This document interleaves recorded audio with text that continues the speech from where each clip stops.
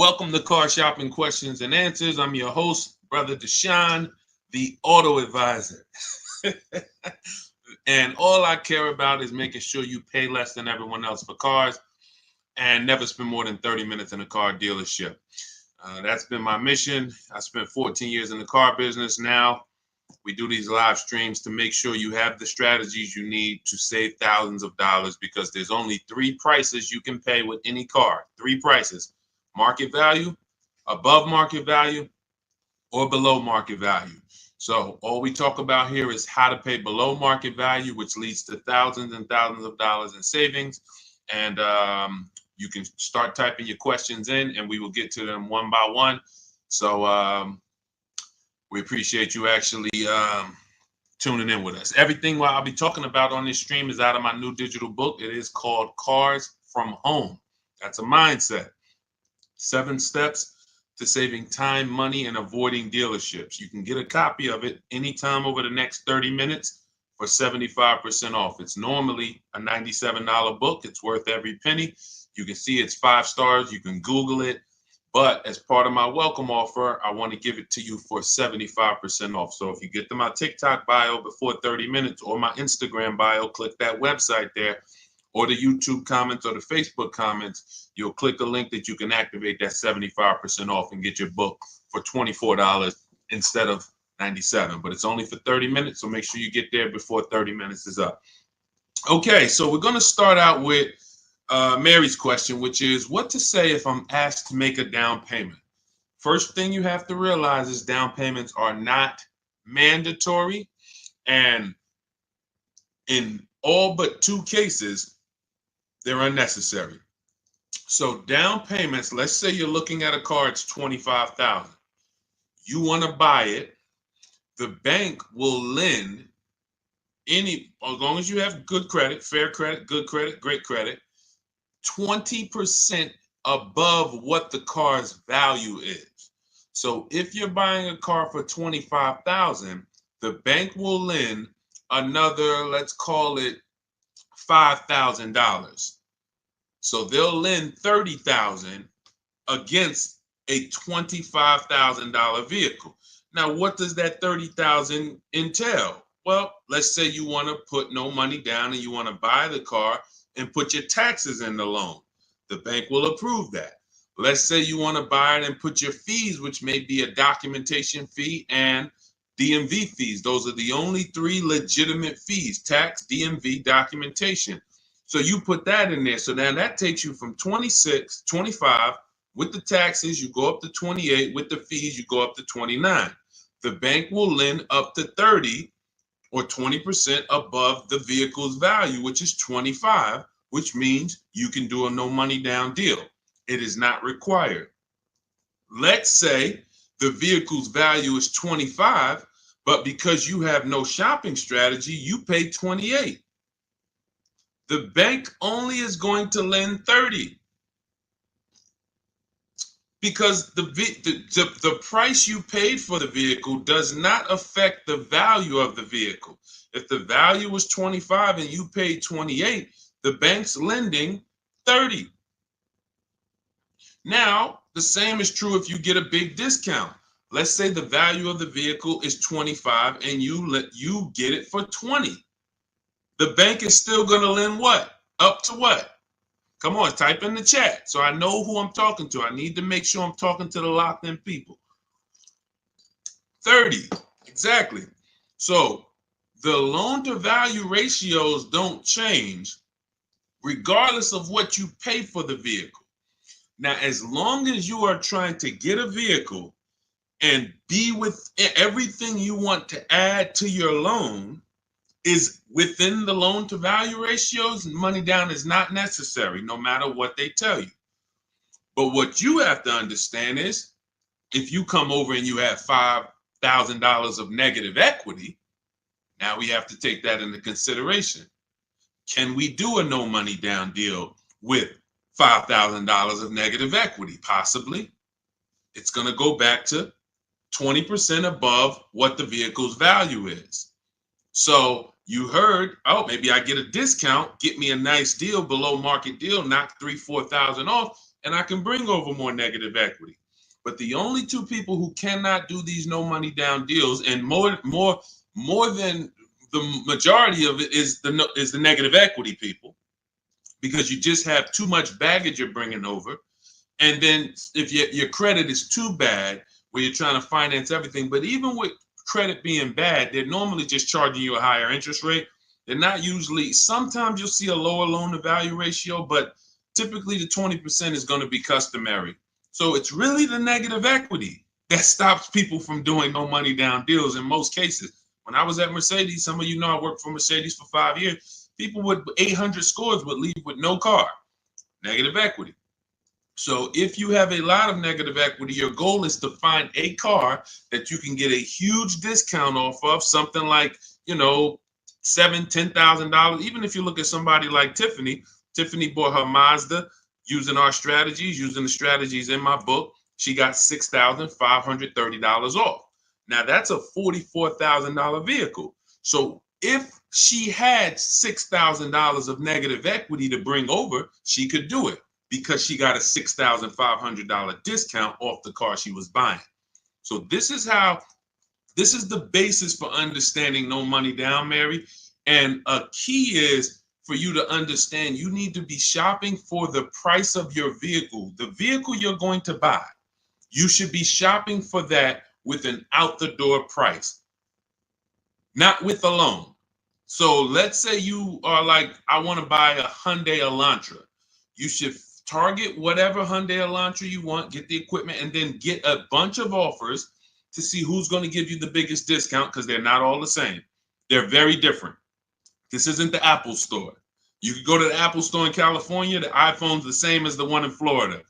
You go to a Hyundai dealership in Bay Ridge, Brooklyn, it's an entirely different price from, Inglewood, New Jersey. A total different price than, Metuchen, New Jersey. They're all different. And that's what you have to understand. When you're shopping for your vehicle, you're shopping for the dealer who's going to sell you the car at the best price. You will handle your financing, your down payment, your interest rates in a separate process. You don't want to mix those two.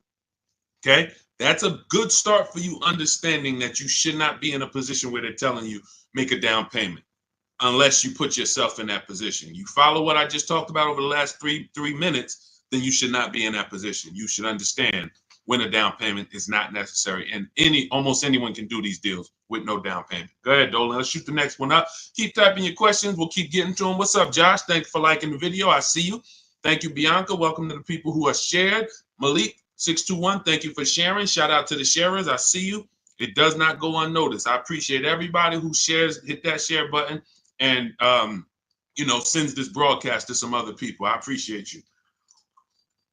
All right, AG, car shopping for a used Tesla X, how to save or haggle. There's two types of used car dealerships. When I worked at Mercedes, the first Mercedes-Benz dealership I worked at, big markups, wants to negotiate. Big markups. $7,000, $10,000 markups. Very exclusive cars in the particular case, but even if they didn't, they didn't have to have Mercedes. There's other dealerships that do this. They're going to leave themselves big markup, and then they're going to say, hey, let's negotiate.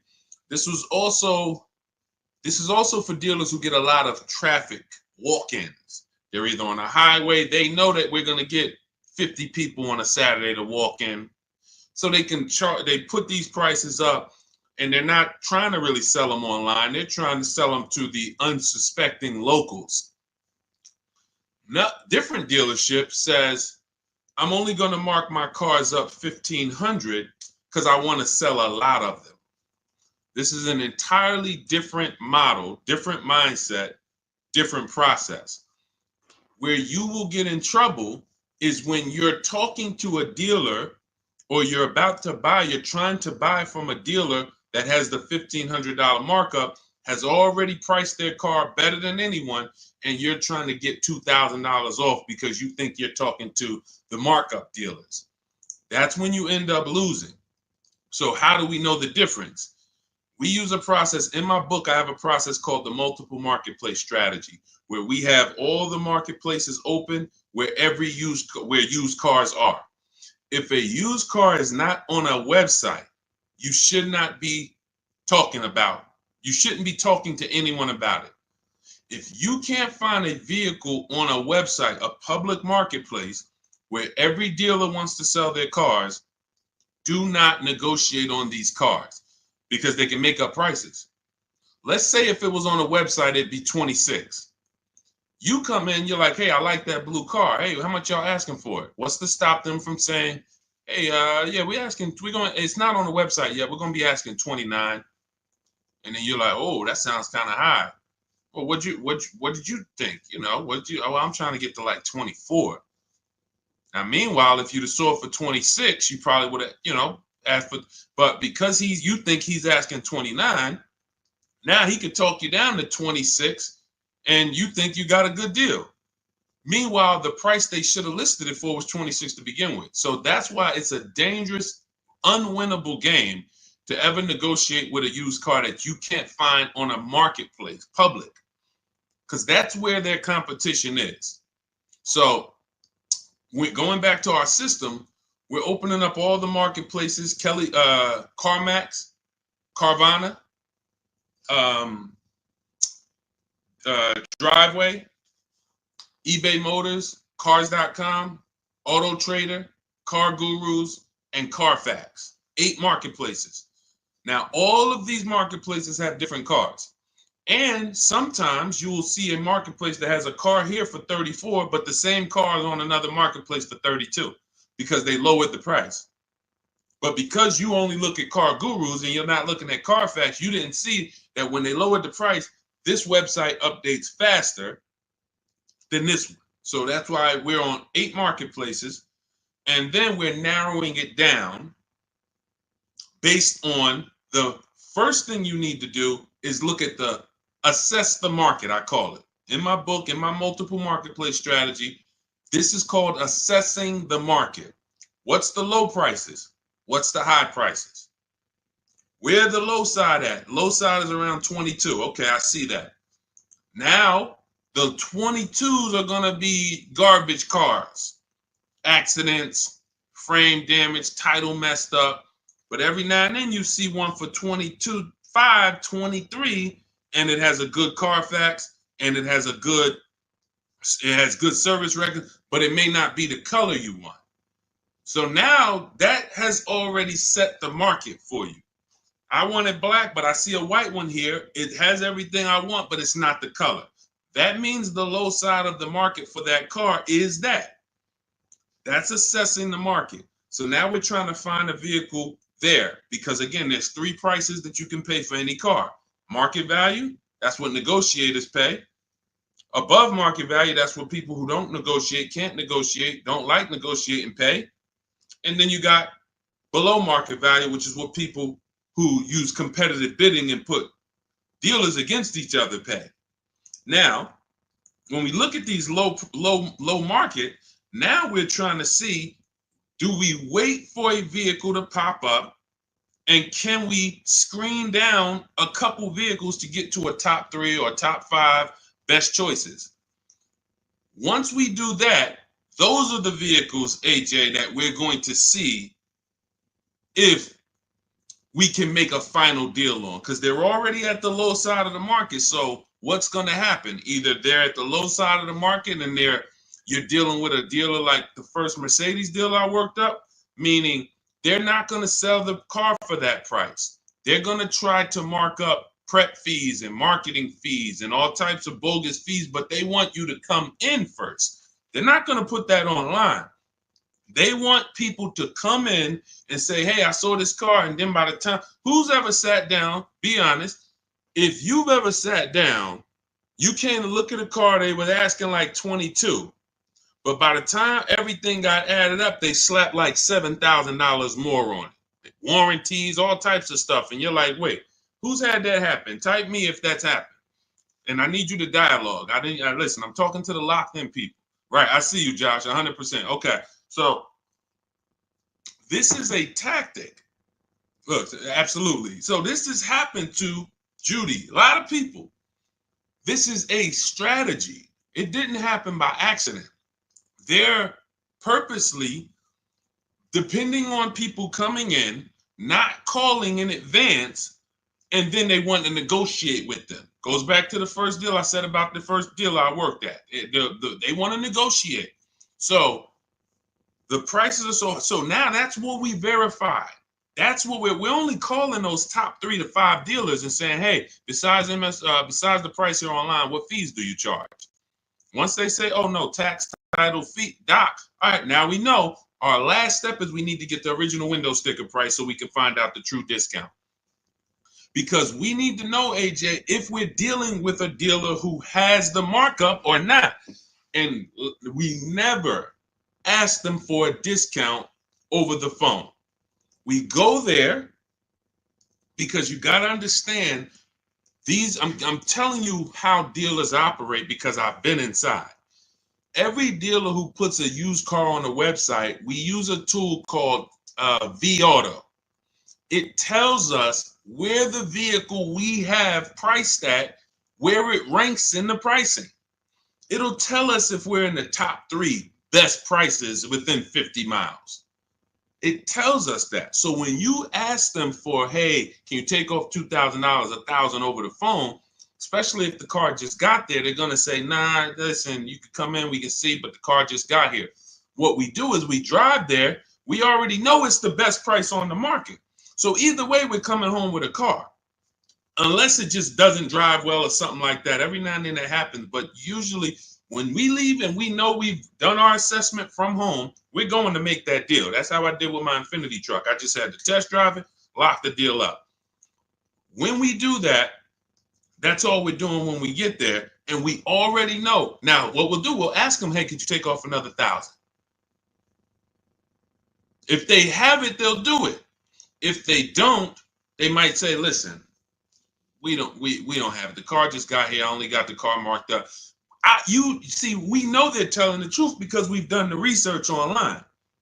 So now you know if you're programmed to only, hey, if I don't get 2,000 off, 3,000 off, then I can't buy it. And you're going to miss the dealers who want to, they literally put their cars online.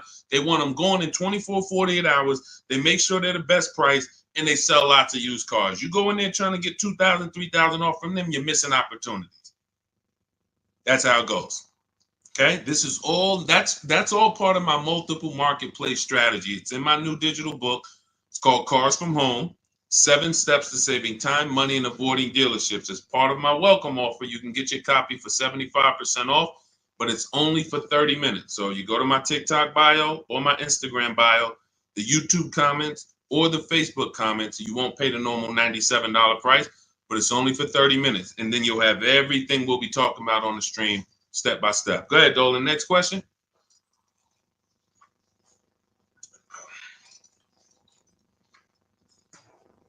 Okay, Mel, what's going on? A 5-year loan to buy a 2022 Jeep Compass. Is it good to trade in for a lease now? So this sounds like, Mel, you figured out you should be leasing, not buying. And now you're like, should I make that move now? In my book, step 1 is the leasing versus buying question, because this is the foundation of your car deal. You need to know how you're going to beat depreciation. So normally what happens is when people learn about the 8-year rule, which says if you're not buying a car to keep it for 8 years, then you should be shopping for a below market lease, not a purchase. So when people learn that, oftentimes they're like, okay, I know I'm not keeping this car. I'm in 8 years. Should I wait or should I transition to a lease now? There is no benefit to you waiting. As long as your equity situation isn't so bad where it's going to stop you from transitioning to a lease, the play is to move to a lease as soon as possible, because you're not going to get the money back you're putting into owning these cars. The only people that get the money back for owning these cars are long-term owners. 8 years, 10 years. We got people on here who have cars. I'm sure some of you have had cars for 8, 10, 12 years, maybe even more. We usually get somebody on here that has a car for more than 15 years. This is the people who get all the money out the cars. So if you're keeping a car in a short term, you're not getting the money out of them. You're putting the money in, But then when you go to replace it and you see how much you're getting back for it, you're like, wait, all this money I put in, this is all I'm getting back. That's why you don't want to put the money in. And that's what happens with below market leases. You look at somebody like Zafrina. Zafrina's driving a $65,000 vehicle, Jeep Grand Cherokee. I got it here on the screen. She's paying $579 a month, no money down. So $65,000 vehicle, that would normally be $1,200-1,300. She's paying $579 a month, no money down. She's never putting the money in. Raphael, she has a Jeep. This is her second car using our process. This is my second car. Look, she said it worked. Followed a 2024 Jeep Grand Cherokee 4x4. MSRP is $46,000. Well, it's $45,900, but let's say 46. Payments $549. That's a 1.19% lease. That's normally at $45,000 before we even throw the taxes in. That's normally a $900 payment on a 5-year loan. You can type that into any auto loan calculator and see. So you're going from $900 to $549. $900 is what people are paying to buy, unless they put more money down. And then, see, people never factor in their money down. So that's why I always, when I'm talking to you, I'm going to let you know how much it costs with no money down. Because if it's $900 a month with no money down, but you decide you want to put $15,000 down, you can't tell people, well, my car payment's only $700 a month. What about the $15,000? Let's divide that, and then you'll see, no, it was actually $900 a month that you put into this vehicle. So that's why I compare, in every case, no money down, so we can really see how much these vehicles are costing us. So when you're paying $900 a month, you need to try to get that money back. And after a while, you'll see if you pay the car off and you keep it a long time, it makes sense. If you keep a car, somebody just said I had an 03 Camry from day one. Look, 307,000 miles. Now, time heals all wounds. He could have paid $10,000 too much for that Camry. Just overpaid. He didn't know what he was doing. It was supposed to be 20. They charged him 30. But if he kept the vehicle 20 years, do you see how that doesn't quite matter? What would matter is the short term. The short term. So the key is understanding, if I'm not keeping my vehicle long term, 8+ years, I shouldn't be buying, because I'm not going to beat the depreciation. I should be shopping for deals like Raphael got, like Zafrina got, like Jen got, like Ansley got, where they're leasing these vehicles, driving brand new cars, not putting a lot of money into them. They're paying cents on the dollar. These are below market leases. These aren't regular leases. And then you're beating depreciation that way because you're not putting a bunch of money into these vehicles. So there's no benefit, Mel, in waiting. You should do your equity assessment. You've already done step one, deciding whether you're going to buy or lease. Now you move to step two in our process. That's the equity assessment, where you call your bank, get your payoff, then go to the 6 websites we teach that pay cash: CarMax, Carvana, Driveway, KBB Instant Cash Offer, Car Gurus, AutoNation. Once you do your equity assessment, it's going to tell you, do you have positive equity, negative equity? And then you will move to the third step, but you have to do that first. So, but there's no benefit in waiting. None. Not one benefit in waiting longer to stay in a bad financial structure when you can go into a lease. Great question. All of this is in my new digital book. For those of you, you're sitting there, you're like, Deshone, there's no way I'm going to remember all of this stuff. We haven't even started warming up yet. You can grab my digital book. It's called Cars from Home, 7 Steps to Saving Time, Money, and Avoiding Dealerships. It has everything in there step by step, leasing step by step, purchasing new cars step by step, purchasing used cars step by step, making banks bid for your loan step by step. And you can get it for 75% off as part of my welcome offer in my TikTok bio or my Instagram bio. Click the website there, and or YouTube comments or your Facebook comments, and you can get it for 75% off, which will be $24 instead of the $97. But it's only for 30 minutes. Once 30 minutes expires, the welcome offer does go away. And $97 is still a great price for what you're going to get, but $24 is better. Okay, go ahead, Dolan. Next question. Just got the book the other day. Awesome, Mel. And I see you already made the decision about the step one, which is great. Just move to the equity assessment and just keep checking off the steps. Just trust the process. You're going to be just fine. Thoughts on leasing versus financing? Well, T, this is exactly what we just spoke about. I have a very clear rule. It's called the 8-year rule. where it says if you're not buying your vehicle to keep 8 years, you should be leasing. And not just getting any lease, you need to get a below market lease, because some people will tell you leasing, this is when you know it's bad. When a dealer tells you leasing is the same price as buying, you're dealing with an 80% dealer, which means they are going to charge you a lot of money. And that lot of money is trying to discourage you from leasing, but that's not what a lease deal would be if you shopped around. So look at Ansley. Ansley has a 2024 Infiniti QX60. It's a $58,000 vehicle. He got it for $554 a month. Only first month's payment down. I want you to pay attention to these details. We're not putting money down to get to these payments. These are what is called 1% leases, or anything below 1.5 we consider a good deal. Anything below 1% we consider it a steal. So it's a steal, it's a deal. And over 1%, over 1.5%, I say in my book, it's time to chill. We don't lease those. We don't sign those leases. They're bad lease deals. But look at Jen. Jen pays $512 a month. Now, normally these vehicles that they're buying would be $300 to $400 more per month if they bought them. So when you take somebody like Danielle's Audi. It's a $45,000 Audi, 44 and change.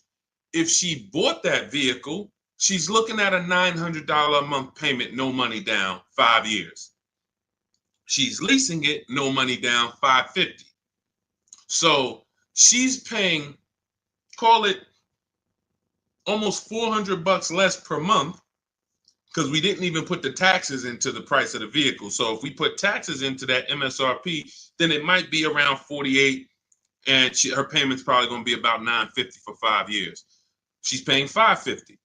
Now, let's just to give you an example to understand it deeper, let's say she got a big discount off this Audi. Let's say they knock off even $10,000 for her, which would never happen. But let's just say she knocked off, I just want to prove a point here. Instead of 48 with the taxes, let's say she gets a big discount. She's at 38 now.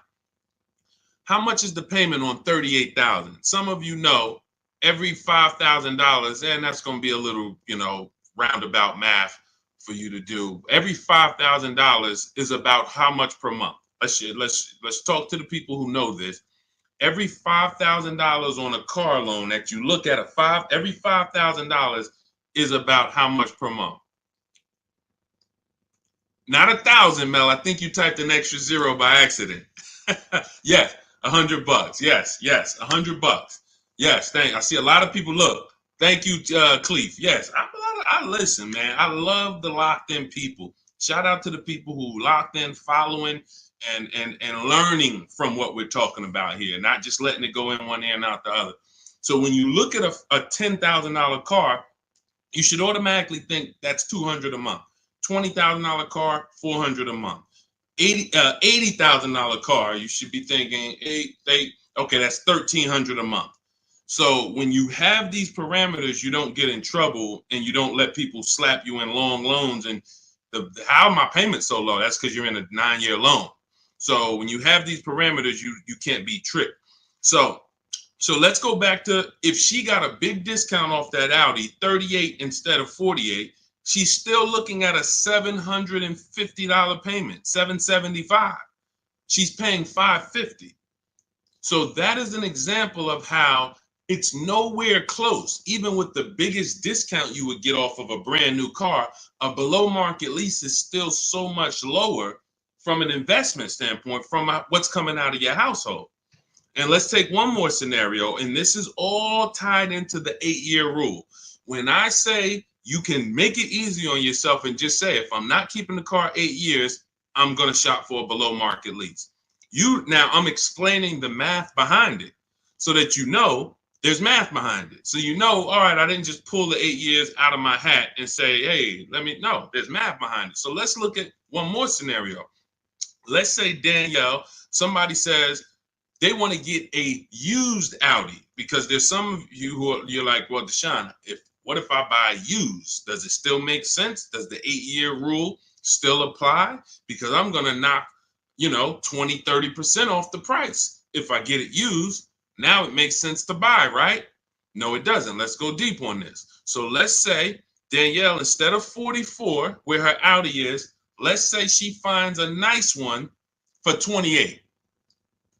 3-4 years old. I'm being generous. She finds a nice one for 28. With taxes, let's just round it out to 30. That's her all-in price. She finds her a nice 3 to 4-year-old Audi. 1 year left on the warranty, and then she's going to be on her own. $30,000. What's her payment? 5 years. What's her payment? Let's go. Type in. $30,000, $600 a month. Thank you. $600 a month.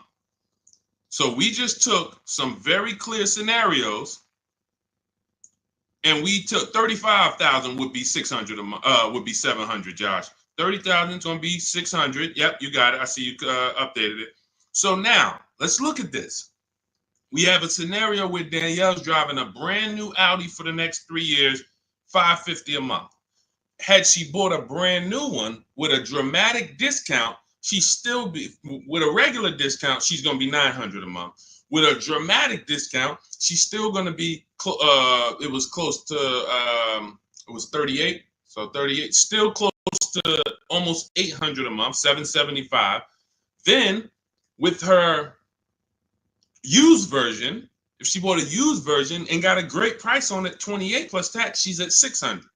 So every one of those scenarios is much more expensive than the purchase and then the lease, than the below market lease. And frankly, you can't really compare a 3-year-old, 4-year-old Audi to a brand new one. You just can't. Because you're only you're paying $600 a month, I'm paying $550, but the benefits even outweigh that. You're gonna have no warranty after a year. Anything goes wrong, you're on your own. You're going to, 3 years from now, your vehicle's going to be 7 years old. 3 years from now, I'm going into a brand new, another version, 2028 or whatever's going to be out then. So there's no comparison. When does the buyer win? The buyer wins in the long run. You can see the buyer's losing in the short term, right?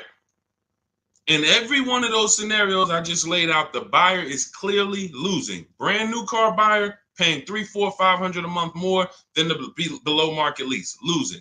The used person got a payment closer to the below market lease, but look what they're driving. 3-4-year-old car. It's going to have no warranty soon. They're going to be on their own. And then the majority of that time they have it, they're going to have no warranty. That is the life of the buyer. But after 8 years, the money paid starts to stack for the lease person. Because if I'm paying $550 a month, all right, let's say Danielle gets 3-4 Audis in a row. She just got 4 Audis, every single one of them, she gets below market deal $550. Below market deal $550. After she gets to year 8, she's paid more than these other people. Year 8, she's paid more. So at that particular point, financially, the buyers are ahead. But before that, the buyers have lost because Danielle's driving better vehicles for less. That's why it's the 8-year rule. This is the first decision you make, because if you make this wrong, you lost. If you go in to buy a car, if you go in and you buy a car, but you should have leased, you lost. I just showed you. Doesn't matter how good of a deal you got. Man, Deshone, they knocked 15% off for me. Does not matter. If you're going to replace that vehicle in 3, 4, 5 years, you would have been better off getting a below market lease and never tying up all of that money in the vehicle. That makes sense? Type $signs if you're clear on that. Type $sign, $sign if you're clear on that. All of this is in my new digital book. That's step 1. It's called Cars from Home. It's 5-star rated. Thank you to everyone who's reviewed the book and rated it.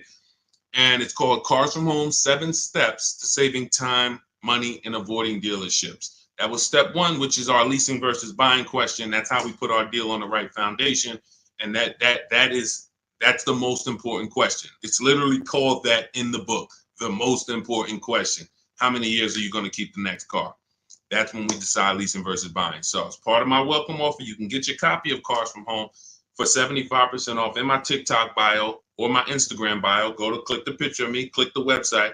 and then you can activate your 75% off for the book, but it's only for 30 minutes. Also in the YouTube comments or the Facebook comments. After that, price goes back up to $97. Welcome offer is gone, but go get your book and come on back to the show. And make sure when you get the book, you screenshot the thank you page, because on that thank you page is the link to open the book. I also email you a copy, but sometimes you type in your email wrong, you type in too fast, and that screenshot has my support team's email, where you can email my support team just in case you type your email wrong and your book's not in there. So go ahead, Dolan. Next question. Keep them coming. Keep typing your questions, y'all. We will get to as many as we can while we're on. How do you calculate the negative equity? This is a great question. Negative equity, you want to calculate based on your highest possible offers. When you calculate your negative equity based on anything but your highest offers for your vehicle, then you are now putting yourself in a position where you have more negative equity than you would have. So let's say you go into a car dealership, which we never do, and talk numbers. We go into a car dealership, test drive, pick up our car, but you're there, you're talking numbers. Now they look at you and they tell you your car is only worth 16. You have $6,000 of negative equity. That means you owe 22. So your car's worth 16, you owe 22. They're telling you you have $6,000 of negative equity. Now, the problem is, if you believe that without actually doing what we call the equity assessment, which is getting bids for your car from companies that pay cash. They buy cars same day, you come out, or sometimes they send an inspector. It's a very quick process. They cut you a check and they pick up your car, right? There's 6 companies we use right now to do that. Carvana, CarMax, Driveway, Kelly's Blue Book, Instant Cash Offer, AutoNation, and Car Gurus. Now, these 6 companies bid, we get their bids. Now, let's say CarMax decides they can pay you $19,000. You owe 22. How much negative equity do you have now?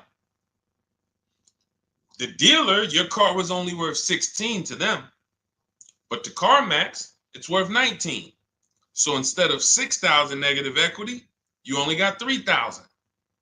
But if you didn't get the highest offers for your vehicle, your negative equity is going to appear larger. It's going to be larger. And it's not because it should have been. It's because you didn't employ strategies to maximize your vehicle's value by putting it on the open market. You wanted to do a quick deal and you took less money than you could have gotten trading in a car. We don't do that.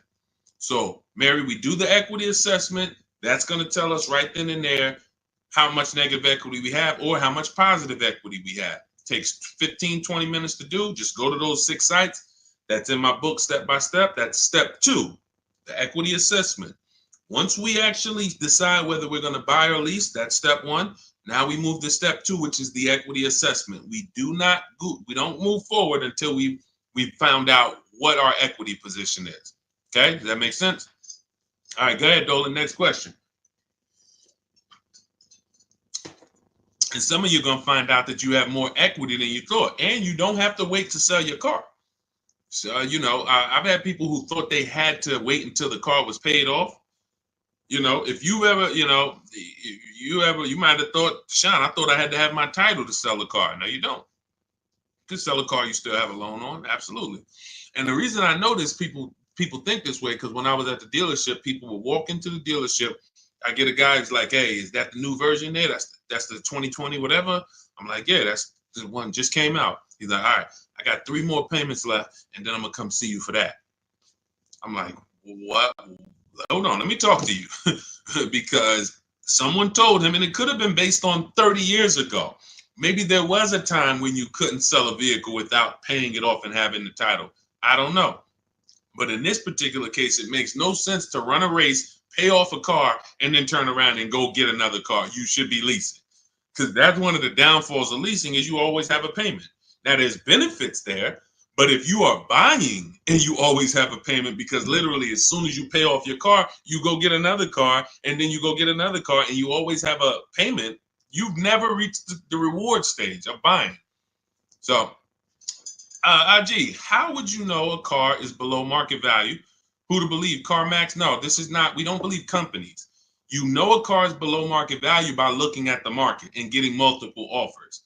There is no quick, oh, let me plug this in and this tells me this. We don't trust anyone. There's no trusting or believing anyone. You want to assess the market. If I'm looking at a bunch of used cars and I'm looking at, okay, 2020 to 2022 Honda Civics, I can see what the low side of the market is. They're at 19. I can see the middle of the market is about 23. Then I can see these all of my other ones, they high. I need to know where the low side of the market is. If I'm leasing, everything we do with buying, if we're buying a new car or we're leasing, we use a strategy in my book called the 25 to 5. We connect with 25 dealers online. We're going to get 5 offers. This is for new cars and leases. Assessing the market for these cars comes through multiple offers. So when I look at, let me give you an example. I'll use an example like Teddy. So Teddy gets multiple offers. How does he know that his BMW deal is a below market deal? Says here, look, the post is a bit wordy, but I'm too pumped. I will never lease another vehicle any other way. From start to finish, this deal took 6 days. Connected with 25 dealers online. We do this in 20 minutes. I'll show you in my book how to do this in 20 minutes. 4 nearby states. He's on the Indiana border. I received 10 offers. I only use the scripts provided. So I provide you with email scripts, copy and paste, because I know everything these dealers are going to say. Obviously, I was a car dealer for a long time, so I know the canned responses. So I wrote the email templates to respond to them. Now, he ends up, this is a $73,000 vehicle. He closed his deal at $856 a month, no money down. Now, how does he know $856 was the below market deal for his BMW?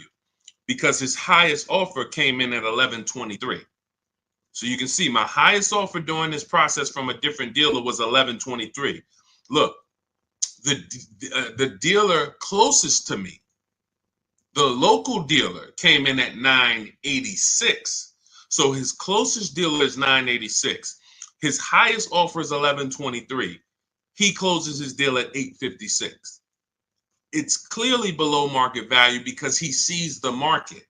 The only way to get below market deals is to look at the market. That's why we have the best system for getting multiple offers on new cars and leases. Or if we're shopping for a used car, we're looking at multiple options. That's the only way. That's why I said there's 3 prices you can pay for any car. If you're going to buy a car, lease a car, if you're going to buy a new car, buy a used car, or lease a car, there's 3 prices you can pay. Market value, that's what negotiators get. They don't know if they're actually getting a below market deal. They're just negotiating to try to get to the bottom. But they don't know they're at the bottom because they don't even know if they're at the dealership. Let's just say, let me go back to Teddy's deal. Let me show you an example of why you can't get a below market deal from the wrong dealer. This Teddy's local dealer comes in at $986 a month. Now, we have counter offer calculators in my book. His $986 from his local dealer is not the first offer. That's the last offer. That's, hey, we're not doing anything lower than that. The highest offer, $1123. We're not doing anything lower than that. So if somebody's in there and they're negotiating with one of those dealers, they're not going to get to $856. They're at the wrong dealer. They're at an 80% dealer, and 80% dealers want to make a certain amount of money or they're not going to sell the car.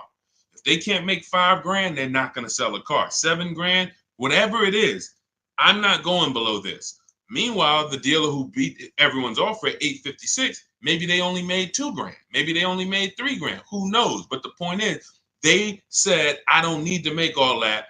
I'm going to beat my competition and sell this person a car. That's a 20% dealer.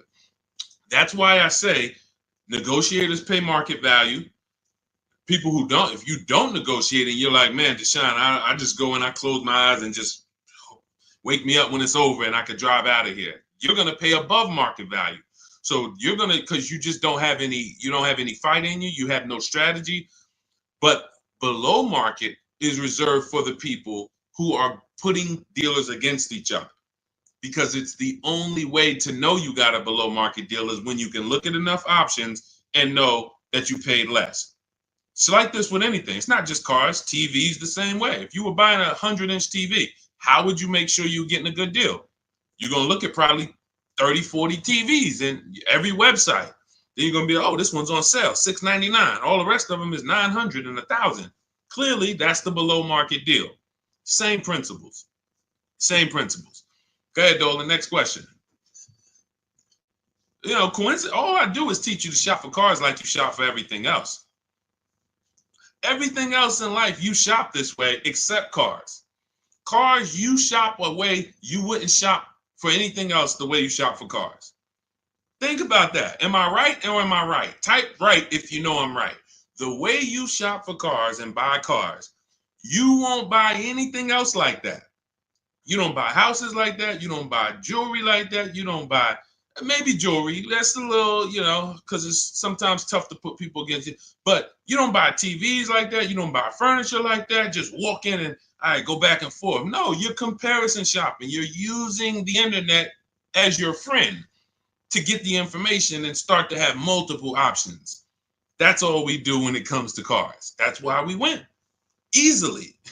It's no struggle when you're using the internet to put people against each other. The struggle is going in and battling and begging someone to take money off when you're already about to spend 30, 40 grand with them. Imagine that. You're about to make a $40,000 transaction and you're just begging, come on, can you take off another 500? Just $40,000.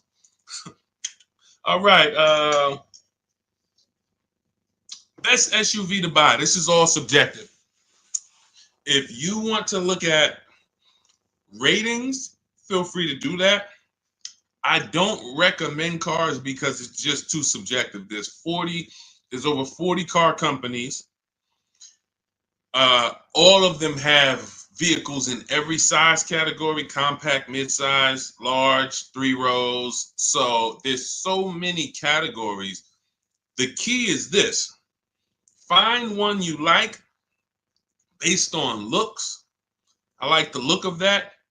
And then you can come home and do what we call a quality check. This is in my book. This is in step 4. This is when we make sure the car we're shopping for is a good car. Some vehicles have a bad DNA. I want you to remember this.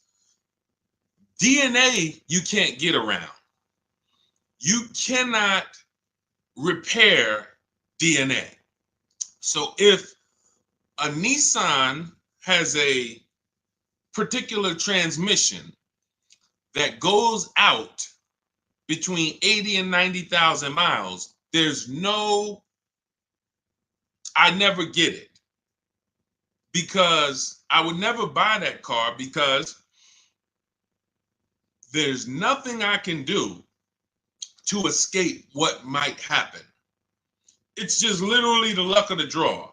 Maybe mine doesn't go out at 80, 90,000, but these vehicles are known for the transmissions going out from 80 to 100,000 miles.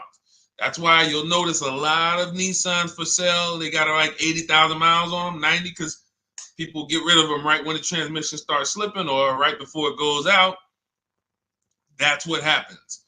So you can, and this is not all Nissan. So you need to, we always type in the actual car to Google, and we type in 2000, we put the year, the make, the model, 2000 Honda Accord reliability, 2018 Nissan Altima longevity.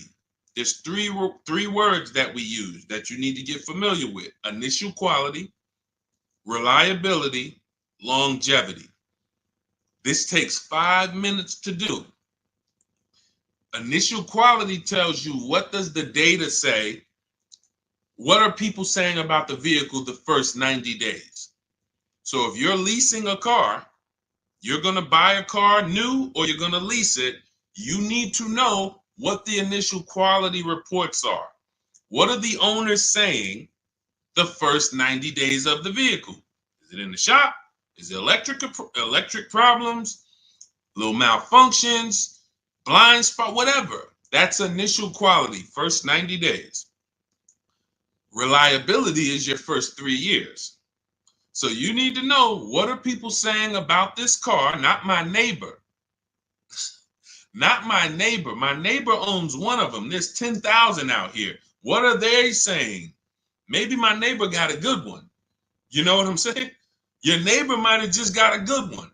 But I need to know, what are people saying about this vehicle the first 3 years? That's reliability. And then longevity is the long run. 7, 8 years, the engine. People, you're going to see people like Motor Trend and Vehicle Engines, all these websites that all they do is study engines and longevity. What are they saying about this vehicle? Are they saying that the transmission's known to go out?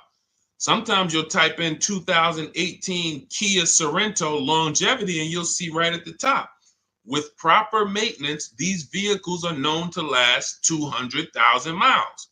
That's a good sign. Now all we need to do is make sure we're getting a good one that has been properly maintained. But that's the DNA. So when you ask the best SUV to buy, my goal for you is to avoid the vehicles that have bad DNA. They have bad data. Could be a year. Could be the 2018 was trash, but then they saw that the 2018 was trash and they changed it, and then they made a better 2019. So it's all up to the year. I appreciate it, Rob. Thank you so much. Go ahead, Dolan. Next question. That's in step 4. See, that's shopping, not buying. We have 7 steps in our process. Most important question, step 1, equity assessment, step 2, deal focused budgeting, step 3, shopping, not buying, step 4, multiple offers, multiple options, step 5, paperwork and protection, step 6, and delivery is step 7, pickup or delivery. That's it. So everything I'm teaching on the stream is always going to be out of one of those steps. And for those of you who have the book, here's what you should always be asking yourself. Where am I at in the process? What step am I at in the process? Because you've come from not having a process. So you don't know what to do first. Should I be thinking about my trade-in? Or, oh, matter of fact, wait, he said don't trade. And then, all right, when do I get my loan? Do I get a pre-approval? You don't know where these things go, what order they go in. But I do. That's why we created a 7-step process that accounts for everything. So you always want to be asking yourself, where am I at? What step am I on, to make sure, all right, listen, why am I focused on budgeting right now and I haven't even decided how many years I'm keeping the car? That's my first step. That's what it's about. Okay, Judy, my Jeep lease is up in 2 months. Strange lease of 5 years. Would you finance the car at the end? You've had the car long enough and you're not owning it. So whatever type of financial deal that you went in on this, it was not a good deal because you're paying way too long on a car that you're not going to own. That's the reason we don't buy our leases. We don't do 4-year leases. Paying too much, unless you're paying like $200 a month or something ridiculously low, where you add up all the payments, add them all up. Look at it. All right, I gave them $2,000 up front, and then I paid $400 a month, and I've been paying $400 a month for 5 years. That's 60 months. All right, wow. All right, I paid them a lot of money. Add that up, and you'll see, compared to the MSRP, I paid way too much for this car that I'm giving back. So that's why I wouldn't suggest you buy it, because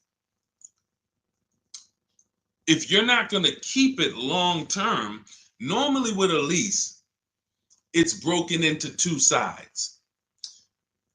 It's a part you're going to use, and then it's a part you're giving back to them. You're not paying towards that part. Let's say it's 50-50.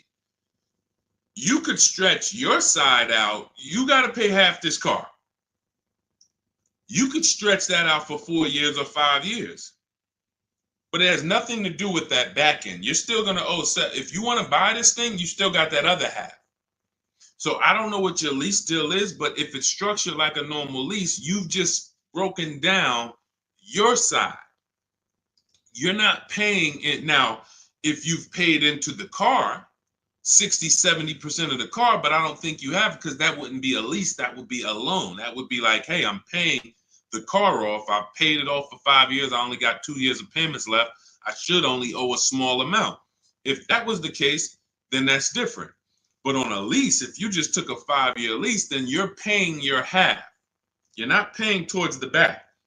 So you might have a very, very low payment, but you're not actually building, you're not paying towards the car. You're only paying towards the half you're going to use. So in that particular case, I would give the car back. Now, again, I don't know the exact details, but that just doesn't, but here's the benefit of leasing is cents on the dollar. Look at somebody who has a Jeep. You can see here, Raphael got her Jeep. It's a $46,000 Jeep. She's paying $549 a month, no money down. So she's putting into this car $549. Let me do some math. This is why when we get away from these structures, it doesn't make sense anymore. $549 times 36, that's $19,700. Now, going back to her deal, the vehicle itself is $45,900 plus tax and fees. She's going to pay $19,000 over 3 years. That's less than what the vehicle would normally depreciate. So her vehicle that's 46 minus 19, about 27 is what's left, not to mention her tax. This is why you have to be judging the lease deal. Leasing is all about, I need a low payment and I need to pay less than I would have tying up all of this money.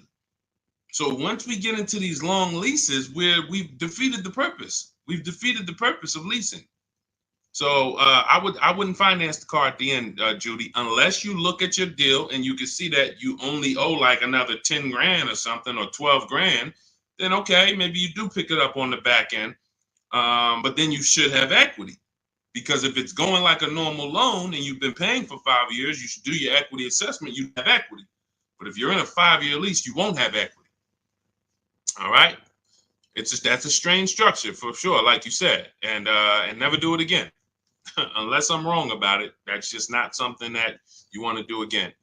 And hopefully you had a super low payment and you just kept the payment low for 5 years. But again, you're in the same car. There's no warranty. It's just, let's do something different.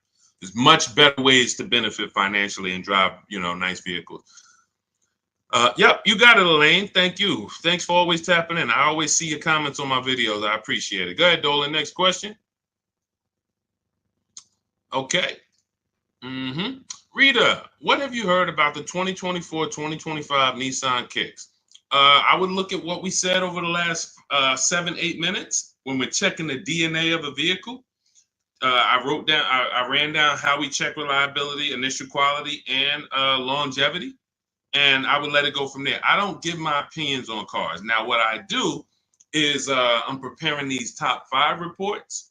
So that's something we want to launch big in the next 2-3 weeks. We want to start giving you, based on the data, what are the top 5 worst SUVs, compact SUVs? What are the top 5 worst luxury cars? What are the top 5 best compact luxury cars? So we want to give you those things based on data, but that's not my opinion. You don't want to take someone's opinion on a car. You want to go where the data goes, because the data polls tens of thousands of people who have the car, and they report, this is what people are saying. This is what most people are saying. And that's all we want to focus on. But what I do, Rita, is go back into the YouTube video, rewind about 7-8 minutes. You'll hear my whole layout of how we check reliability, dependability, initial quality, longevity, how we check the DNA. That's checking the DNA of the car. And that's what's super important. You don't want to end up with a car that's in the shop every 3 months. I could teach you to pay less than everyone. Yeah, all right, you use the strategies, you paid less than everyone. But what does it matter if you have a car that's now, every time you go out, check engine lights on, every 3 months, check engine light. What is this? So make sure you do that. Okay, and this is all in my new digital book, Cars from Home, 7 Steps to Saving Time, Money, and Avoiding Dealerships. We're talking about a piece of step 4, which is shopping, not buying. The reason it's called shopping, not buying, is because shopping is deciding what you want. Now, you're not taking enough time to do that. You are letting people rush you in a lot of cases. And now, once we decide what we want, it only takes us 90 minutes to get it. You saw what Ansley said. He got his deal, Teddy, 6 days. I got my below market deal. Ansley, he got his Infinity truck. Look, he said, I started the process Saturday. I accepted a deal Monday. It's quick. By the time we hit the market, we are seeing below market deals like that. So it's not even a matter of needing a month or 2 or 3 to be able to do this. Now, if you have time, you can watch the market, because deals change every month. So you can watch the market and see, okay, let's see the lease deals next month. Let's see where the used car price is going next month. Are they going down, up? So if you have time, that's a benefit. But even if you have a week, you can still get a below market deal. So that's step 4, shopping, not buying, deciding what you want. And when you do this the way I'm teaching you, you'll never worry about getting a car and then 3 months later you're like, man, I don't like this car. I need to replace it, which is a loss, because you're going to lose money, because you already depreciated the car. Now you're trying to replace it. So you're going to lose probably 15% of the value, whatever you paid for it. So we don't want to do that. You want to take the time to shop. You want to choose your vehicles wisely, test drive them, and you want to enjoy the process. And you will enjoy the process when you stop mixing buying with shopping. Let me say that again for those in the back. You will enjoy the shopping process, which is deciding what you want, when you stop mixing that with buying.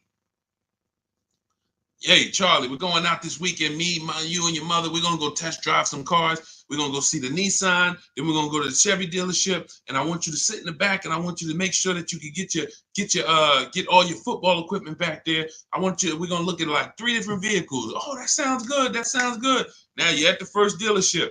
You see it. Okay. All right. What do you think, Charlie? This is nice. But yeah, this is nice, Dad. I like it. Let's go see some other ones. Next thing you know, the salesman says, hey, well, we got a sale today. So 1-day sale.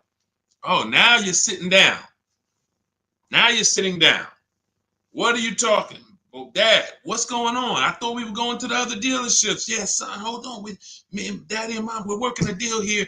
Next thing you know, you're buying, not shopping anymore. And this is how you leave money on the table. Don't shop competitors. This is a tactic. Call them the showroom shackles. They want you to sit down. Just picture. Remember this. Every time you sit down at a dealership, just picture shackles coming out of the armrest of the chair, and because isn't it like that when you try to get up? Doesn't it feel like you're shackled? When you try to get up, hey, some of you can't even get your keys back. Hey, where my keys? Hey, you got my license? Hey, who has my driver's license? Hey, did you give me back my license? So this is a tactic. So once you understand, we avoid all of this. We never talk numbers in the dealership. When we're there to shop, which is decide what we want, test drive, go home. If that's the vehicle we want, we will be reaching out to buy it from home, online, by email. And if you're going to do it your way, you can call around, you can call them, but do not discuss numbers at the dealership. It's a losing battle. You have no leverage there. Go ahead, Dolan. Next question. All right. If you're getting value out of the stream, can you type a $, $, $, just send $, $. Let me know you're getting value out of what we're doing. Every time I see the $, I appreciate it. It lets me know we're connected and you're getting what we're talking about. Thank you, Sherwin. Thank you, Raphael. Thank you, Rob. Appreciate you. All right. Listen, let's go. Next question, Dolan. Yeah. Thank you, Jeremy. I appreciate it. I see you. Thanks, Tracy. Which value guide do most lenders use to determine value? Probably NADA.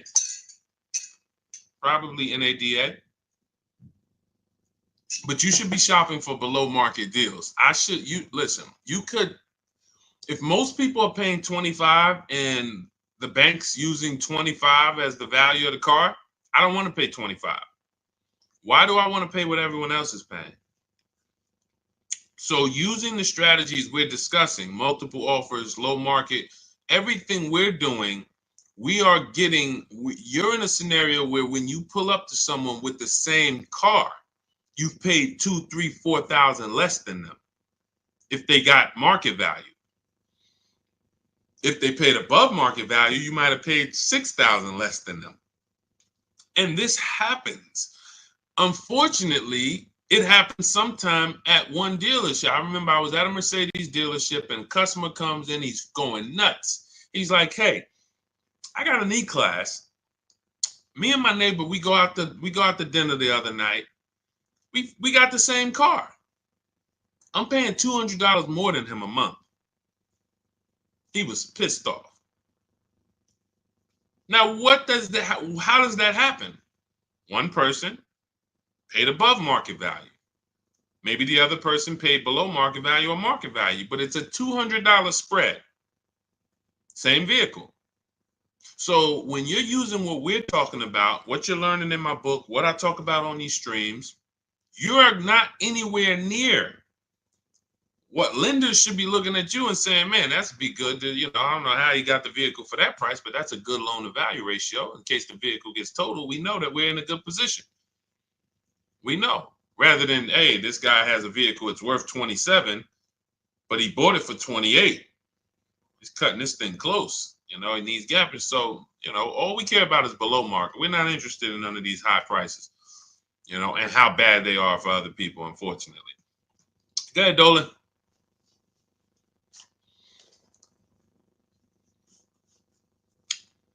For Countess, does it matter what type of vehicle you lease? Well, every vehicle has a different lease program attached to it. So every trim level has a different lease program attached to it. So a Mazda 3 Sport has a different lease program than a Mazda 3 Touring in many cases. Has a different lease program than a Mazda 3 Grand Touring. So every vehicle is different. Here's how I look at leasing, and here's how I want you to look at it if you want to talk value and money saving. You're looking for the car that you could drive the highest MSRP car for the lowest price. So my first lease was a Pontiac G6 $256 a month. It was like a $20,000 car, 2006. I paid a little more for it because I didn't have the credit. I had never financed a car.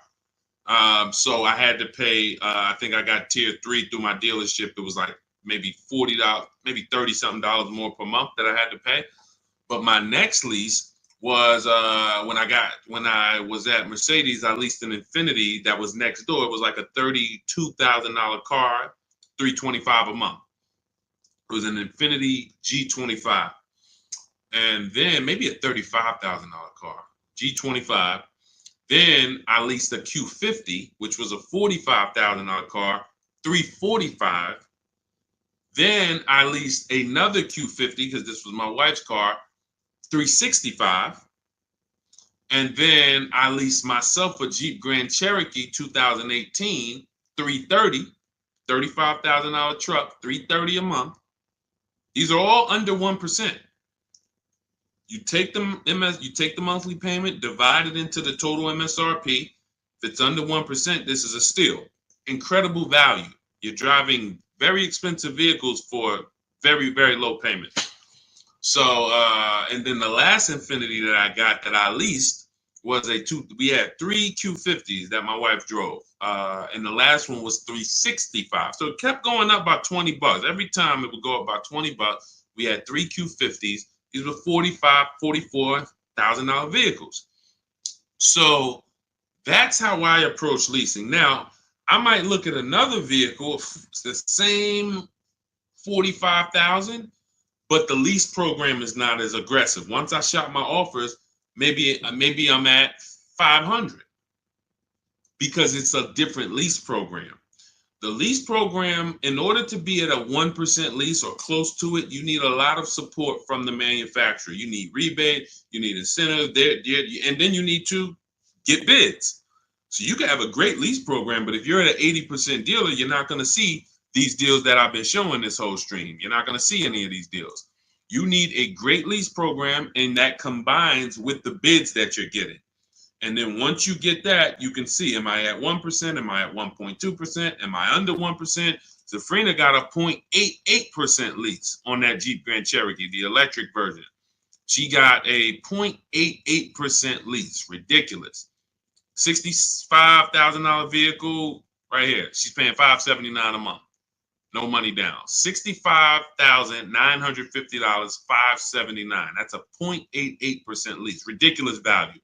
Ridiculous value. So the lower value, the lower percentage, the better. I max it out in my book. I teach you the 1.5% rule. 1.5%, we don't lease above that. We don't lease cars where the lease deal is above 1.5%, because when you add up all the payments, you're paying too much for a car you're giving back above 1.5%. It doesn't make any financial sense to lease the vehicle at that point. We just go to another vehicle. I've had people that said, Deshone, I wanted to lease the Range Rover. I got all my offers back. It was 1.6, 1.7, 1.9, 2. What do you think? I said, pick another vehicle. Go back to the Range Rover in 3 years. Maybe it'll have a better lease program then. There was a time, I remember Range Rover Sports had a great lease program. There was a time where the Velar had a great lease program. It goes away. And then they're like, hey, you know what? We need to sell some of these. It comes back. So, but it's so many vehicles out here. It doesn't make sense to lease something where you can't get it for below 1.5 or even lower, because there's just so many vehicles. You can find one with a great lease program using what I teach. Every vehicle you shop, it's only going to take you 90 minutes to see the market. Once you get to step 5 in my process and you're actually shopping the market for lease deals, it only takes 90 minutes to go to the websites, copy my scripts, and then get the offers back. So you can do this for 3-4 vehicles over a weekend if you want. But that's what you need to do, and then you determine what's the best value for me. Simple. I'm only leasing vehicles that I know I can drive them for cents on the dollar, and they're expensive vehicles. I don't even do 1.5. Sometimes you'll see somebody, they really like a vehicle. I always say, if you really like a vehicle, you shouldn't be leasing. If you're leasing, you don't love a vehicle. So let's put that out there. If you're switching vehicles every 3, 4, 5, 6 years, you don't love the vehicle. People who buy their vehicles to keep 8, 9, 10 years, then we can talk about love. But leases, they so fast. You lease a vehicle in 2.5 years, you got to start thinking about what I want next. 2.5 years, what I want next. So there's no love here. You just find something you really like that has a great lease program where you could pay these low prices, and then you move on and you do it again in 3 years. Don't fall in, that's what leasing is about. All right. So, and look, I saw somebody say that Audi, there's no rhyme or reason. All you can do is pick a vehicle, shop the market. There's no Audis have the best lease deals, Jeep Grand Cherokee, because look at how many vehicles are within Audi. You have the Audi A4, and then I told you have different trim levels. You have the Premium Plus package. You have Audi A6. You have the Honda EX, EXL, Touring. These are all different lease programs. So there's no way for you to say, oh, well, I know Jeep Grand Cherokee Limited, they have a good lease program. No, you pick a vehicle, shop the market. None of these people who got these lease deals thought that, or none of the, even the people who purchased, no one, Sean saves 20 grand off his F-150 Lightning. He didn't know he was going to save that much money. Kimberly, Maserati, she gets $21,000 almost off the vehicle. She didn't know that. She didn't pick the Maserati because she knew she was going to save $20,000. She said, hey, Maserati's my first choice. Let me go shop for it. Oh, below market deal on this is $20,000 off. That's the way it works. Look, at the time last year, Eddie bought this 2023 Toyota Camry hybrid. They were extra hot at the time. He shops his best offer at that time is $2,086 off of MSRP. They had no rebates. He got multiple offers, and he said there were several dealers still charging MSRP over MSRP. Now, the market's changed on these in a year, but at the time, that was the below market deal. So no one goes in knowing how much a below market deal is going to be. You pick your vehicle, use my strategies, you get your offers, 24 hours, 48 hours, you have all the offers, you can see, how does it look? You got 5 offers, 7 offers, how does these look? Oh, wow, I'm saving $6,000. That's the best offer. All the other ones are saving me less than that. Oh, here, I'm saving 10 grand. Then you make your decision.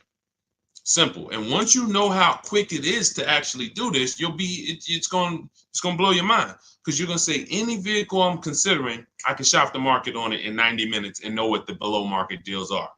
Very empowering.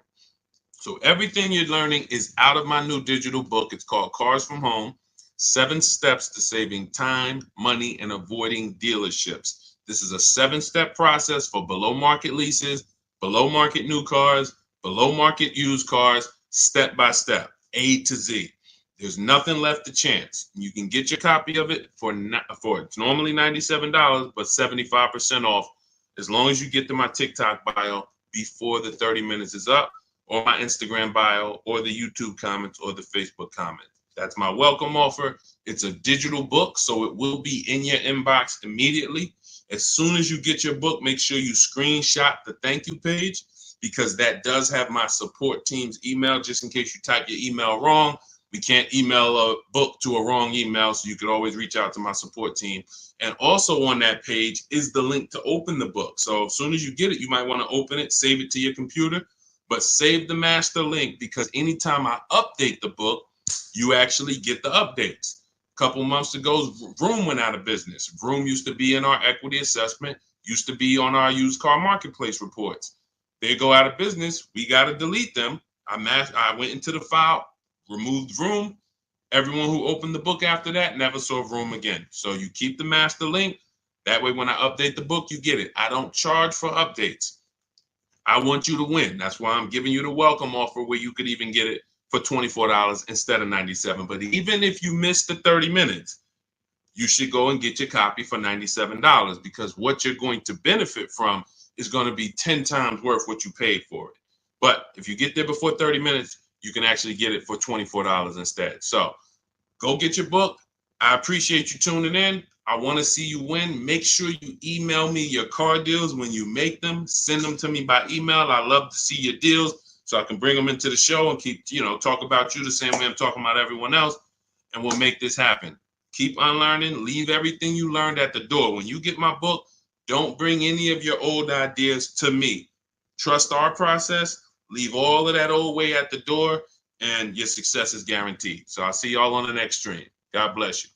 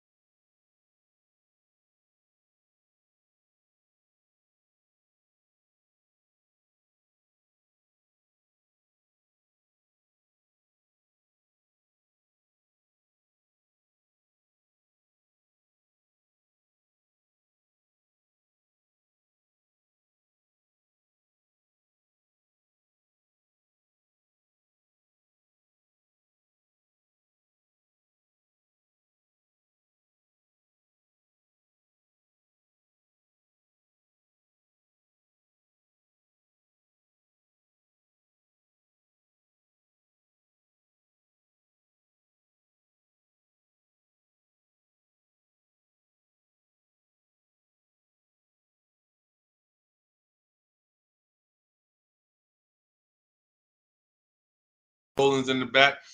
Welcome to Car Shopping Questions and Answers. I'm your host, Deshone the Auto Advisor. This is all we do here, is make sure that you have the answers you need to shop the way you should be shopping in this car market, and in any car market. You should be putting dealers against each other.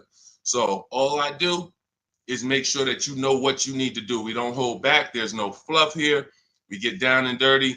And but I do want you to lock in. If you have a notepad, you're going to want to take notes. You're going to want to watch this recording, because we're going to be going over some stuff you've never heard before. Pretty much everything we talk about here is stuff you've never heard, you've never done, and that's okay. That's why we represent unlearn, relearn.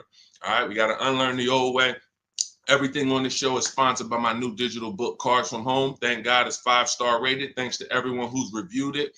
You can get your copy for 75% off in my TikTok bio, in my Instagram bio, in the YouTube comments, or in the Facebook comments over the next 30 minutes. You got 30 minutes to get 75% off, and that book will be in your inbox in 5 minutes. You'll have everything we're going to talk about on the stream and more.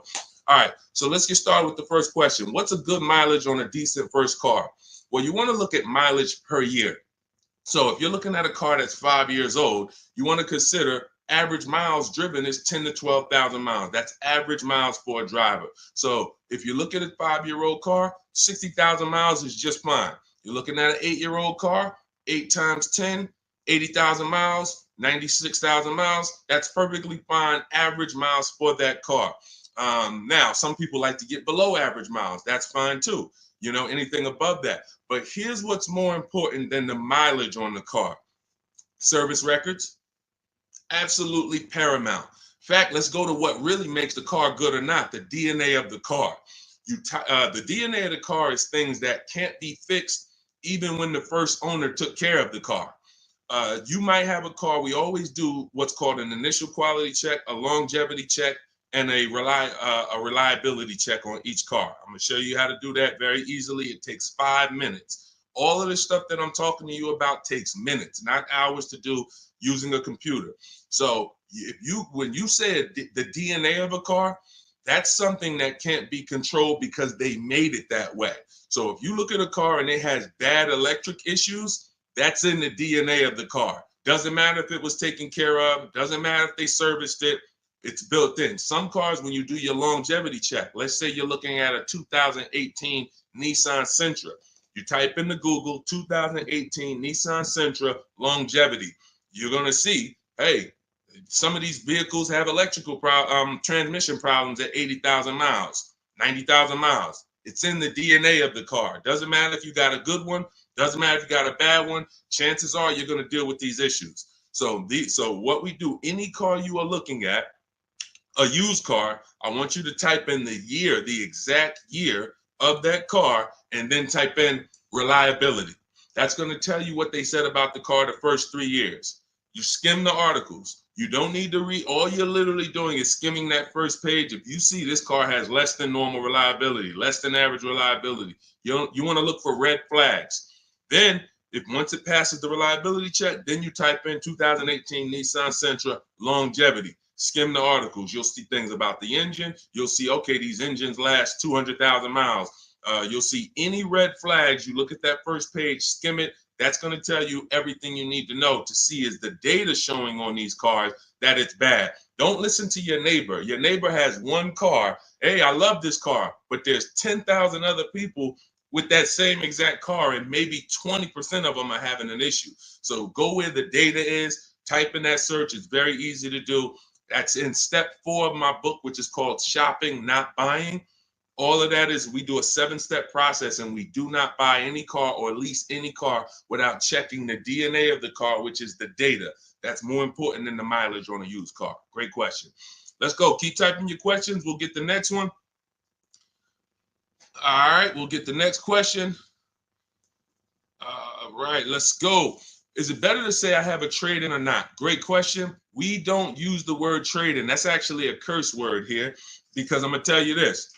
If you had this phone, will you get more money? I want everybody to lock in. Stay close to your keyboards. We're going to go through as many questions as possible. If I had this phone and I wanted to sell it online, would I get more money selling it online, or would I get more money trading it in for another phone?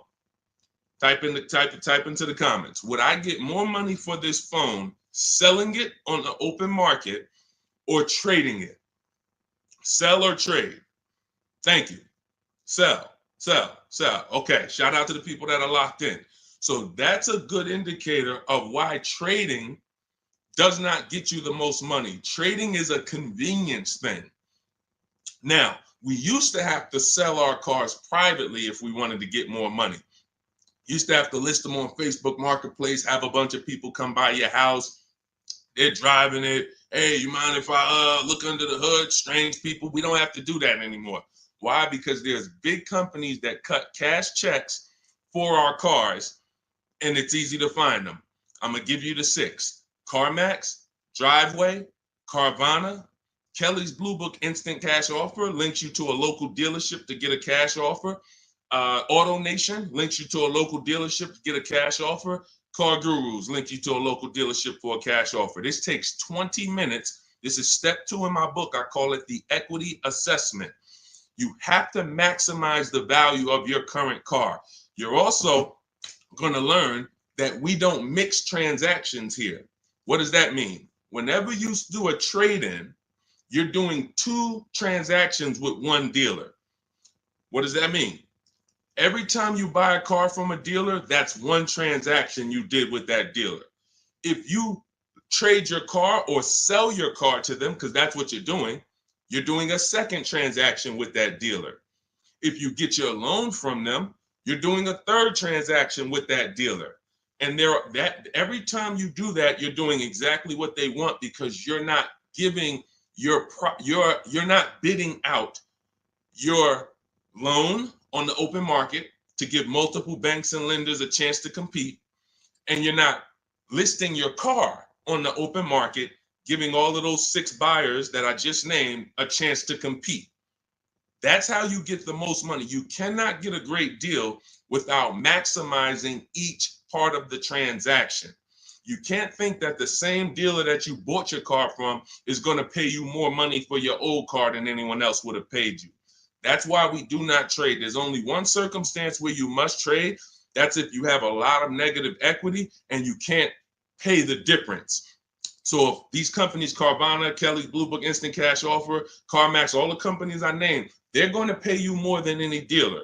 Now, if you have negative equity after you get those offers, then you'll see, all right, the best thing for you to do is to pay the difference. Because if CarMax's offer is 19 and no one else is going to touch that, that's going to be the smallest amount of negative equity that you can have, because you got the highest amount for the car.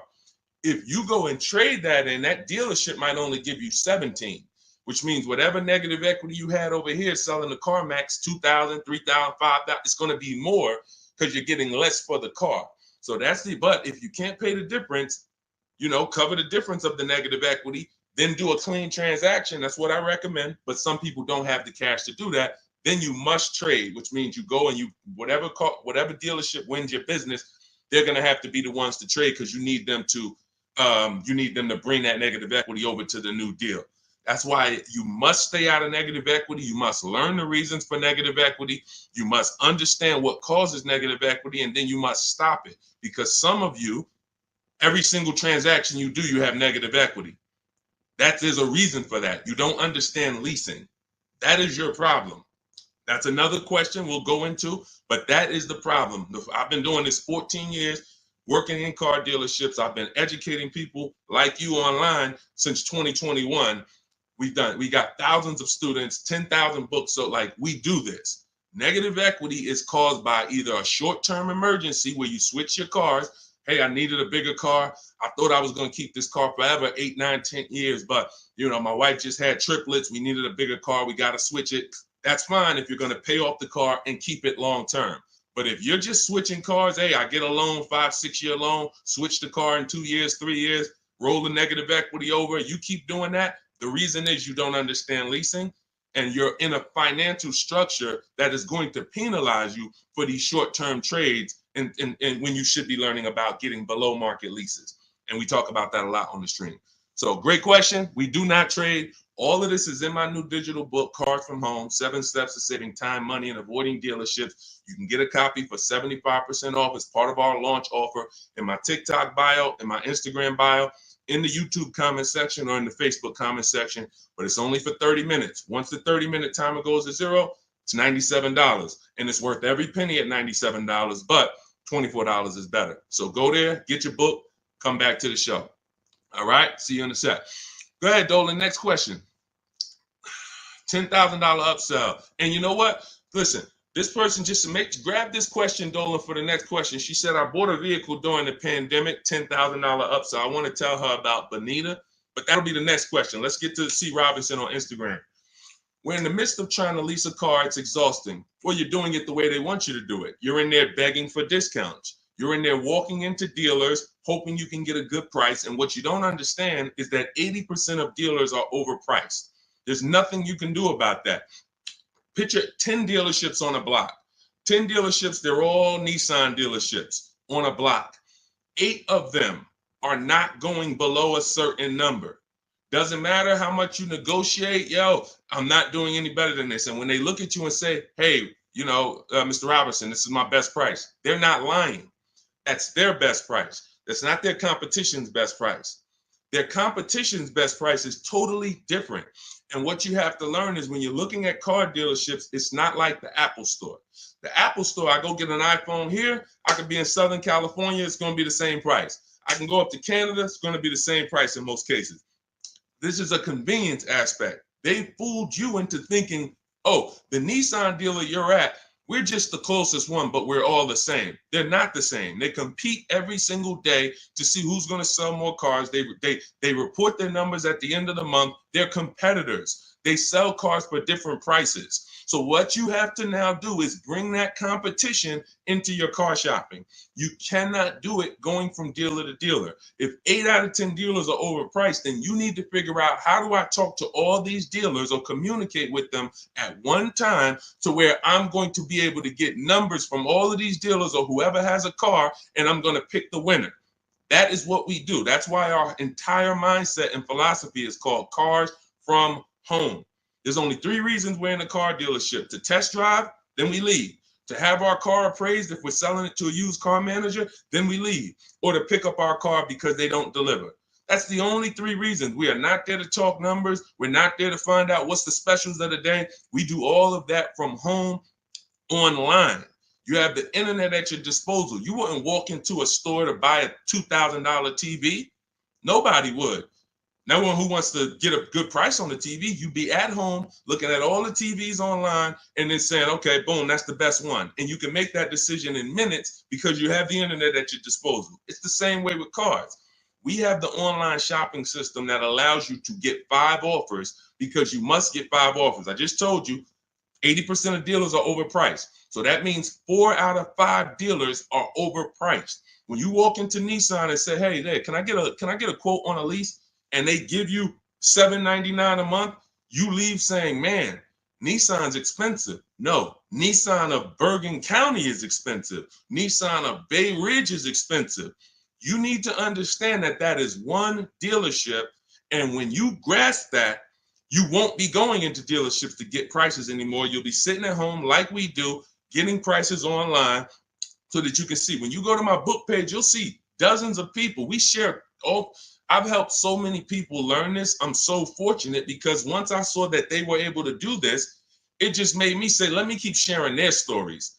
See, anyone knows, okay, Deshone, you've been selling cars 14 years. You've been doing this since 2006. Obviously, you can get great deals. That's why all I do is share what my people who learn from me get, their deals, because they're all that matters. So you want to get 5 offers, Mr. Robinson. It doesn't matter if you're going to call and do it. Talk to sales managers. If I was calling, I would be calling and talk to salesmen. Now, who does not like talking to car dealerships? Type me in the comments. Stay close to your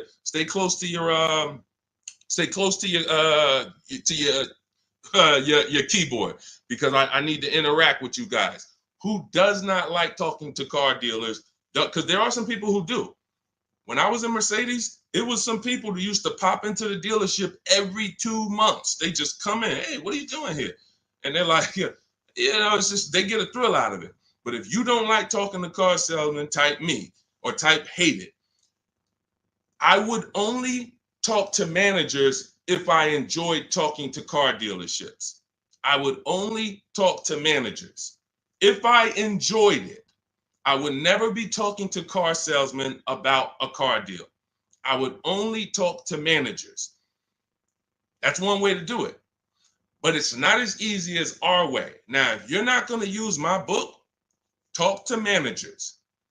Talk to managers. You must get 5 offers because then you're going to see how the heck is the same car, same $35,000 car. One dealership's charging me $560, no money down. One dealership's charging me $490, no money down. One dealership is charging me $395, no money down. How are these offers so different?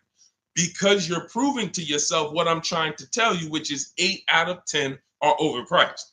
That's their best offer. Charlie, that you've been buying cars from for 17 years, you done sent your kids to him, he might not compete. He's happy as long as you keep coming in and letting him control your deal and saying, hey, I made you a good deal. But once you start putting Charlie against the competitors, you're going to see Charlie was probably overcharging you all these years. And he's happy as long as you don't shop. But everything we do is by email. We do not talk to car salesmen. Everything we do is by email. In my book, I have scripts, templates. They're all email scripts.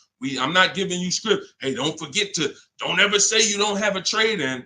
All of this stuff they've been trying to teach y'all since 2009 that never worked, that still had you having a horrible experience.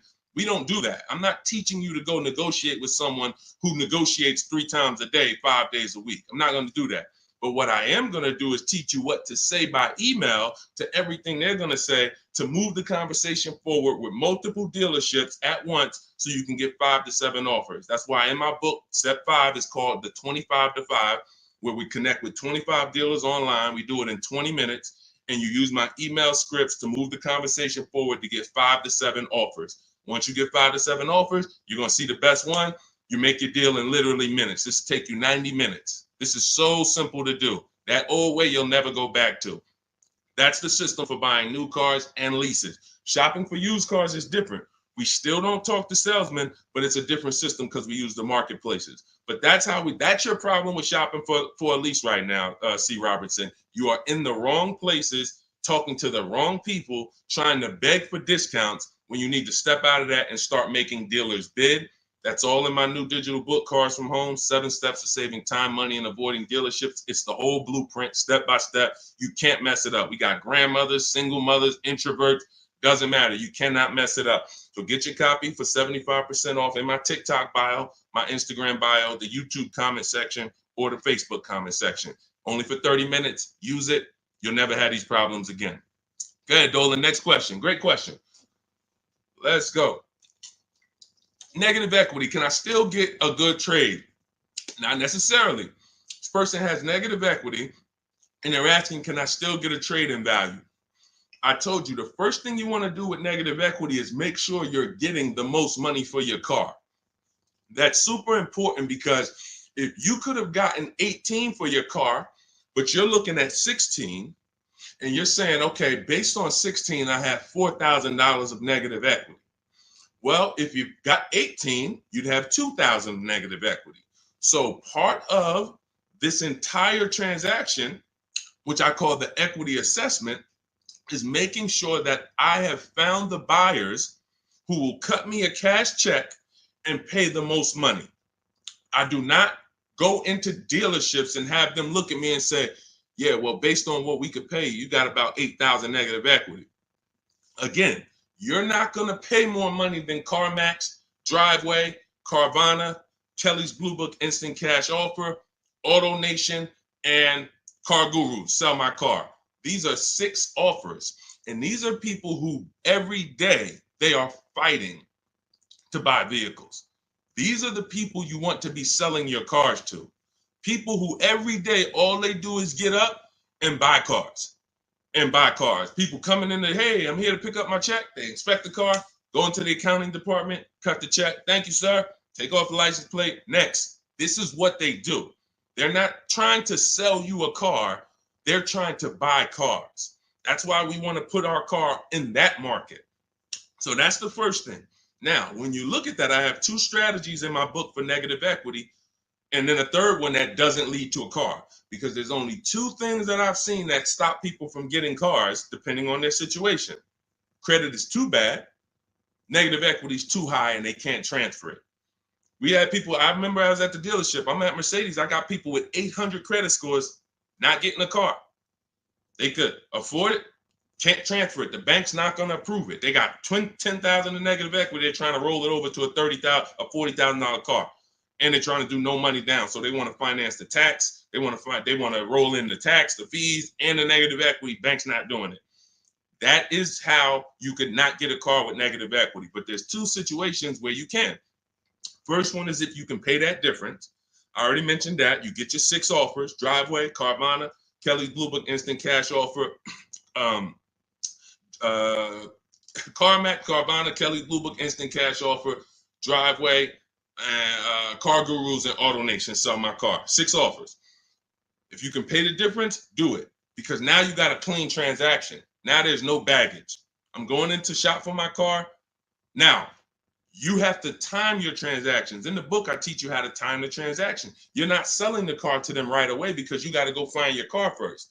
But here's another great thing about these companies. When you find out your car is worth 18, that's my highest bid. Now let me go shop for my new car. I'm going to keep y'all right there. I might not sell my car to y'all for 30 more days or 45 more days, but y'all going to be right there. They're not going to be like, hey, we only want to buy the car today. If you don't sell it to us today, we don't want it. No, they're going to be there in 30 days. Now, the offer might change a little. I always say you run it again every 2 weeks. See if it's changed. You know, car values do drop, but usually by a small amount. But the point is, once you know what your highest offer is, now let me start getting bids for my new car or my lease, or let me start looking at the market for my used car to find my below market used car. Once I find that car, once I find the 20% dealership, remember that if you're locked in on that 80% are overpriced and 20% are the best prices, type 20 in the comments. For the people who understand, oh, Deshone, I keep hearing you say 80% are overpriced. So that means I should be focused on finding the 20, right? Yes, type 20 into the chat.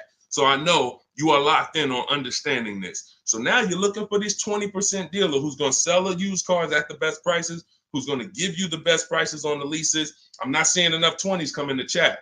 Come on, y'all, lock in. Don't be distracted. It's too many things. Don't be reading other people's comments. We got some weirdos that come in every day. They talking about stuff that's unrelated because they're trying to distract you. You need to focus so that you can keep the most money in your bank account. Serious financial conversation we having right now. So now you're shopping for your 20% dealer. Now, perfect. I found my below market used car. I found my below market offer on my lease.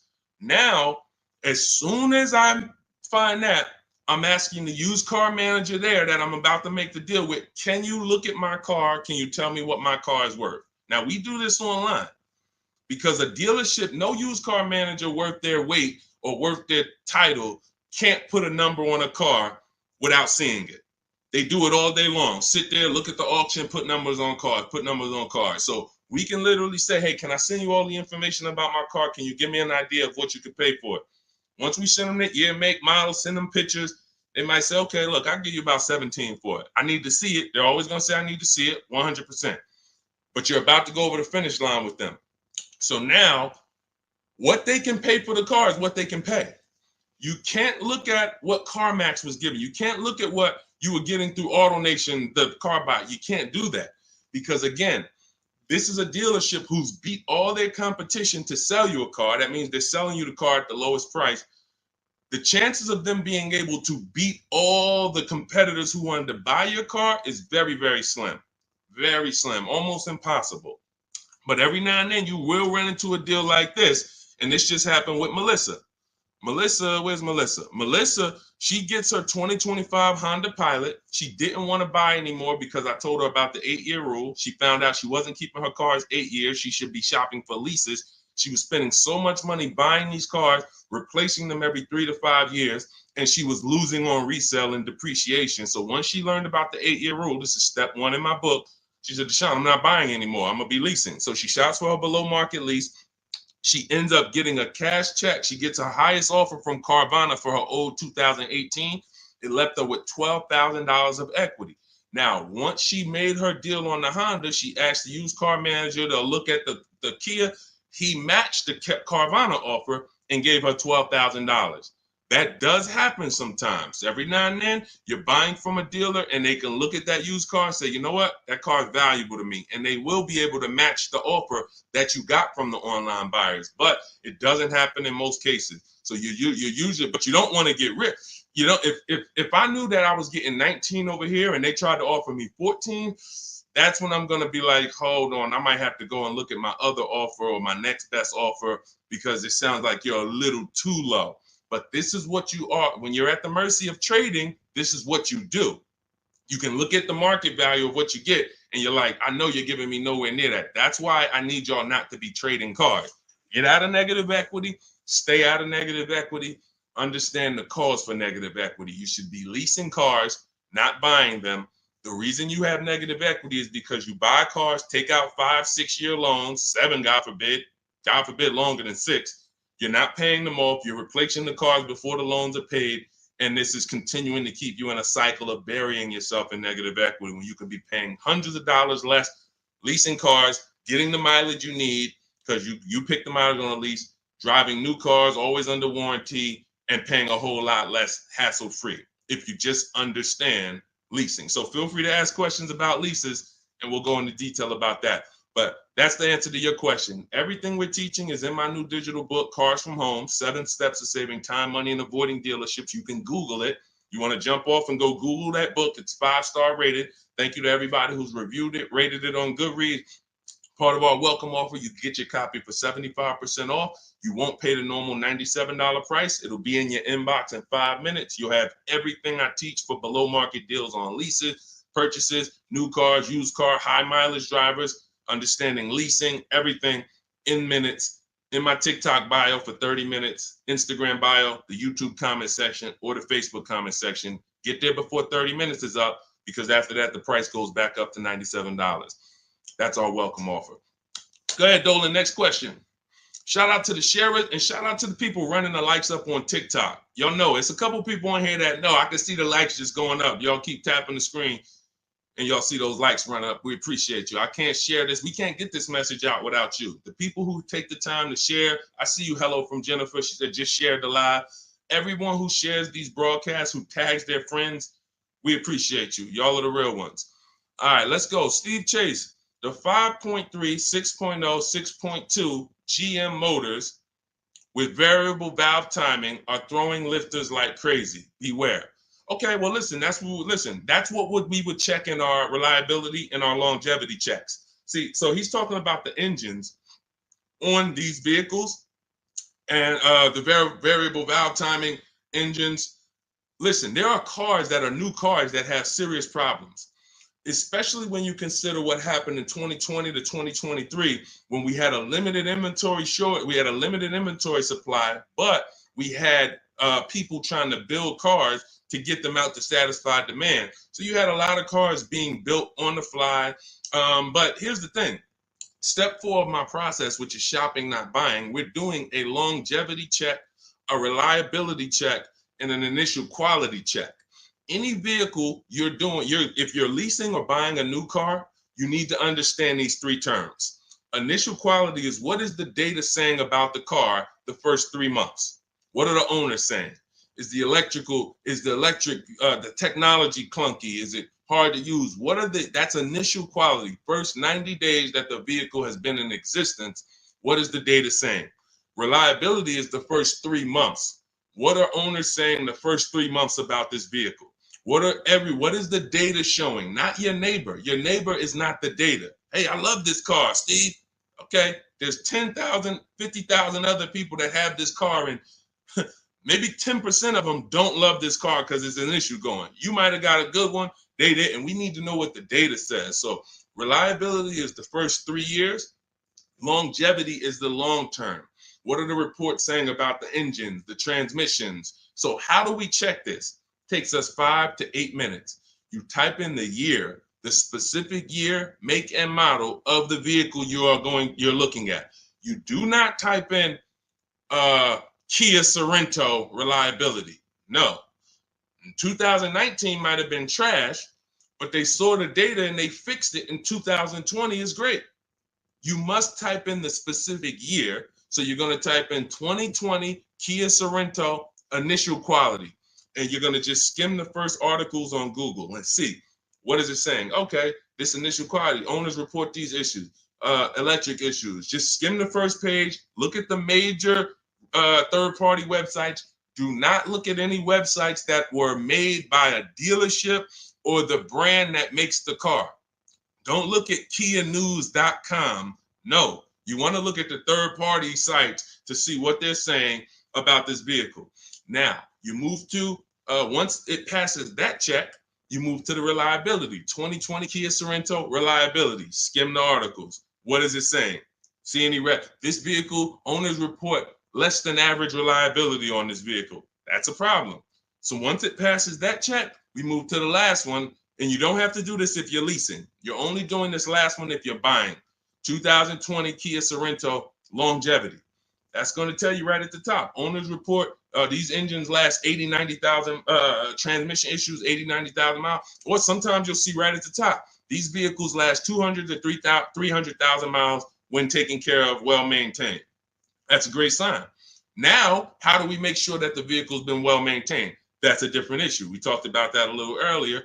This is how we do it with service records and all of that. But you must check what Steve is talking about is the DNA of the vehicle. That's what I call the DNA of the vehicle. An engine that they made, a transmission that they made, a steering system that they made. It's either good, great, or bad. If you got problems, you can't change the steering. You can't find one that was well maintained and taken care of and say, all right, great. Now I don't have to worry about those issues. Yes, you do, because they made the car like that. They made it with a bad steering system. They made it with a bad transmission. So when you do that, this is step 4 in my book, Cars from Home, 7 Steps to Saving Time, Money, and Avoiding Dealership. Step 7 is delivery. But step 1, most important question, leasing versus buying. We go into that. Step 2 is the equity assessment to make sure we get more for our vehicle, for our old replacement car. And that includes leases. Some of you didn't know you could sell leases. We've been doing it for 3-4 years, teaching people how to do it. That's in the equity assessment step.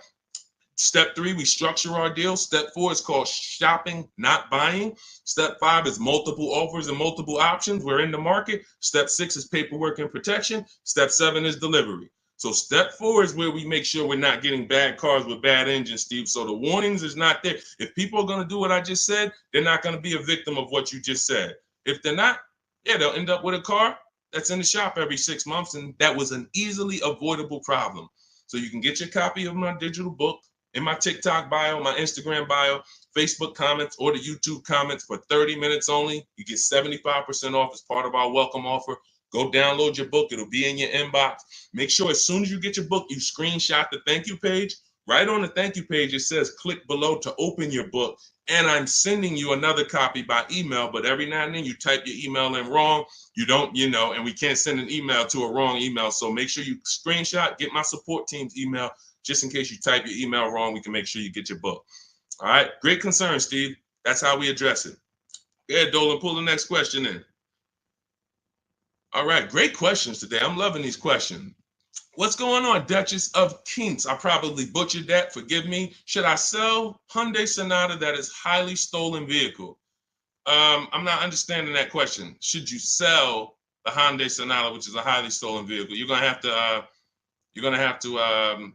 try to clarify that question. Now, Dolan, there was a question on TikTok I mentioned earlier about somebody who said they bought a car during the pandemic, a $10,000 upsell. It's from Hey, it's Elmo. Okay, perfect. Hey, it's Elmo says, I bought a car during the pandemic, $10,000 upsell. This is the sad part about what happened during the pandemic. They made you think that everyone was selling cars at those prices. And that's where I birthed the system that I teach about, making dealers bid so that you can see that 80% of the dealers, even back then, were overpriced. I had friends in the car business, still do that, with managers that I was calling during those times. And we were talking about what dealers were doing. And it was like, some of them were disgusted with it. Very, very few of them were moving like that. They were selling at list price. Very few were giving discounts, but no one was charging $5,000, $10,000 over sticker. So I knew that. And my mission was to teach people back then that you have to get bids from multiple dealers, because the 80% who you guys know are the overpriced dealers. If you've been on this stream, 80% of dealers are overpriced, 8 out of 10. If there's 8 Kia dealerships on the road, 8 of them, no matter how much you negotiate, are never going to be as low as the other 2. The other 2 are the competitor. They want to beat their competition. They don't care if they make $1,000 profit on a deal. As long as they're beating their competitors, they want to do it. These other dealers will be like, hey, I need to make at least $4,000 on this car. I'm not selling it. That's what you're dealing with. And they're not giving you the rebate. So all of this stuff happened during the pandemic because people didn't know how to shop. So one of the most popular vehicles during the pandemic was this vehicle I'm showing on YouTube, Facebook, and Instagram. It's the Kia Telluride.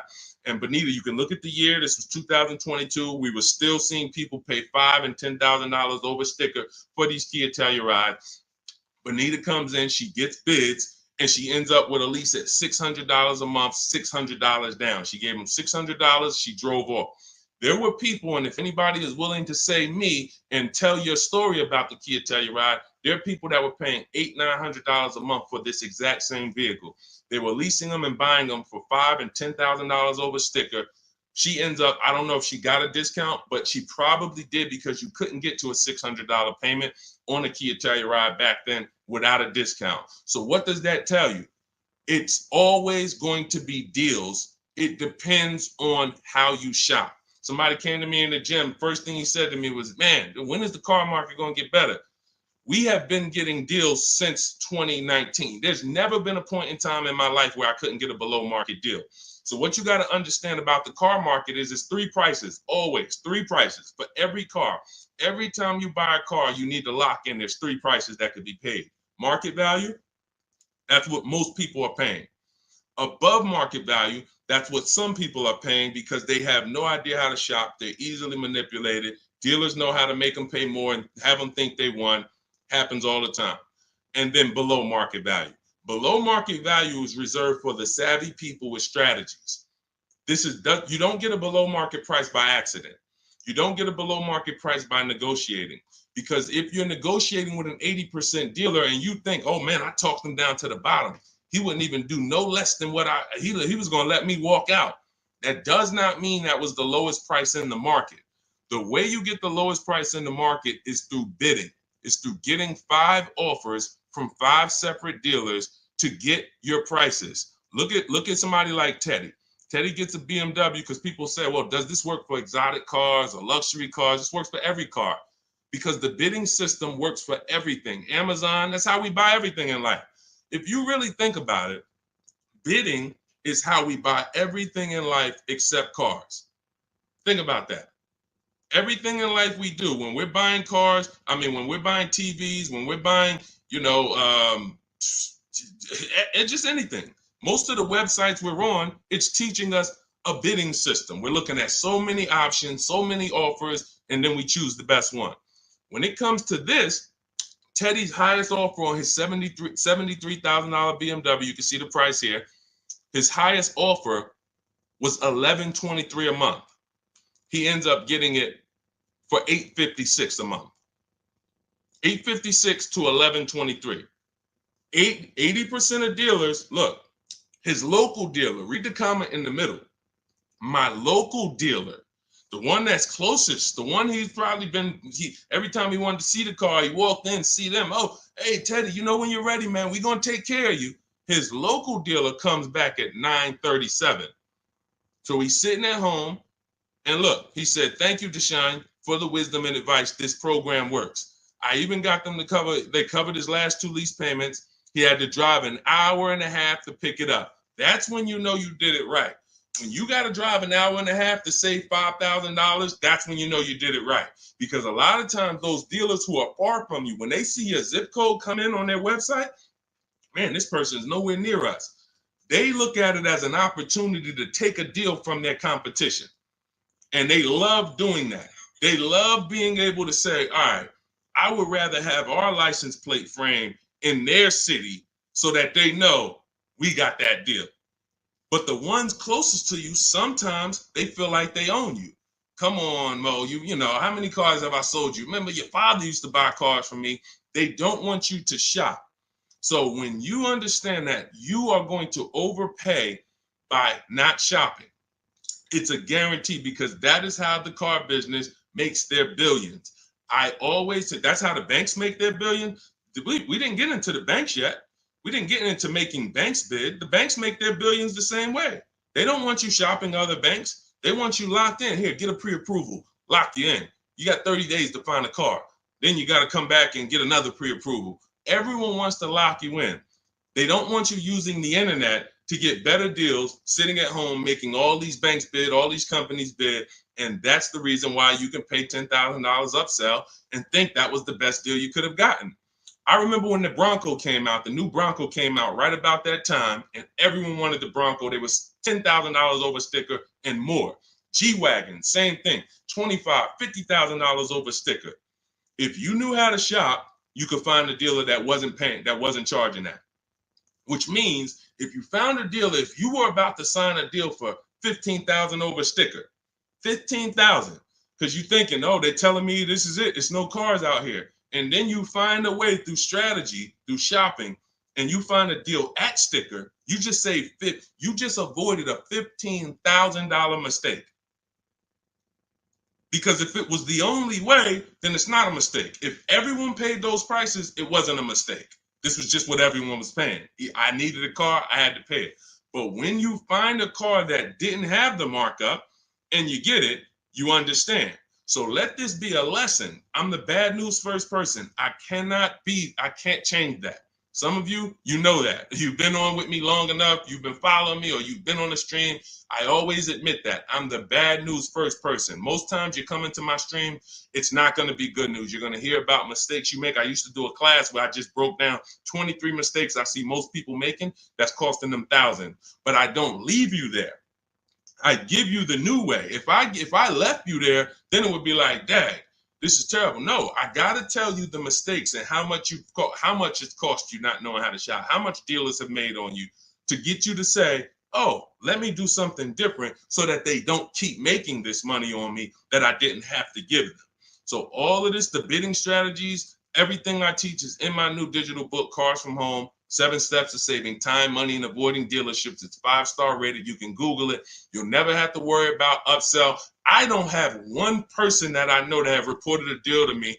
And, I can share these people all day long.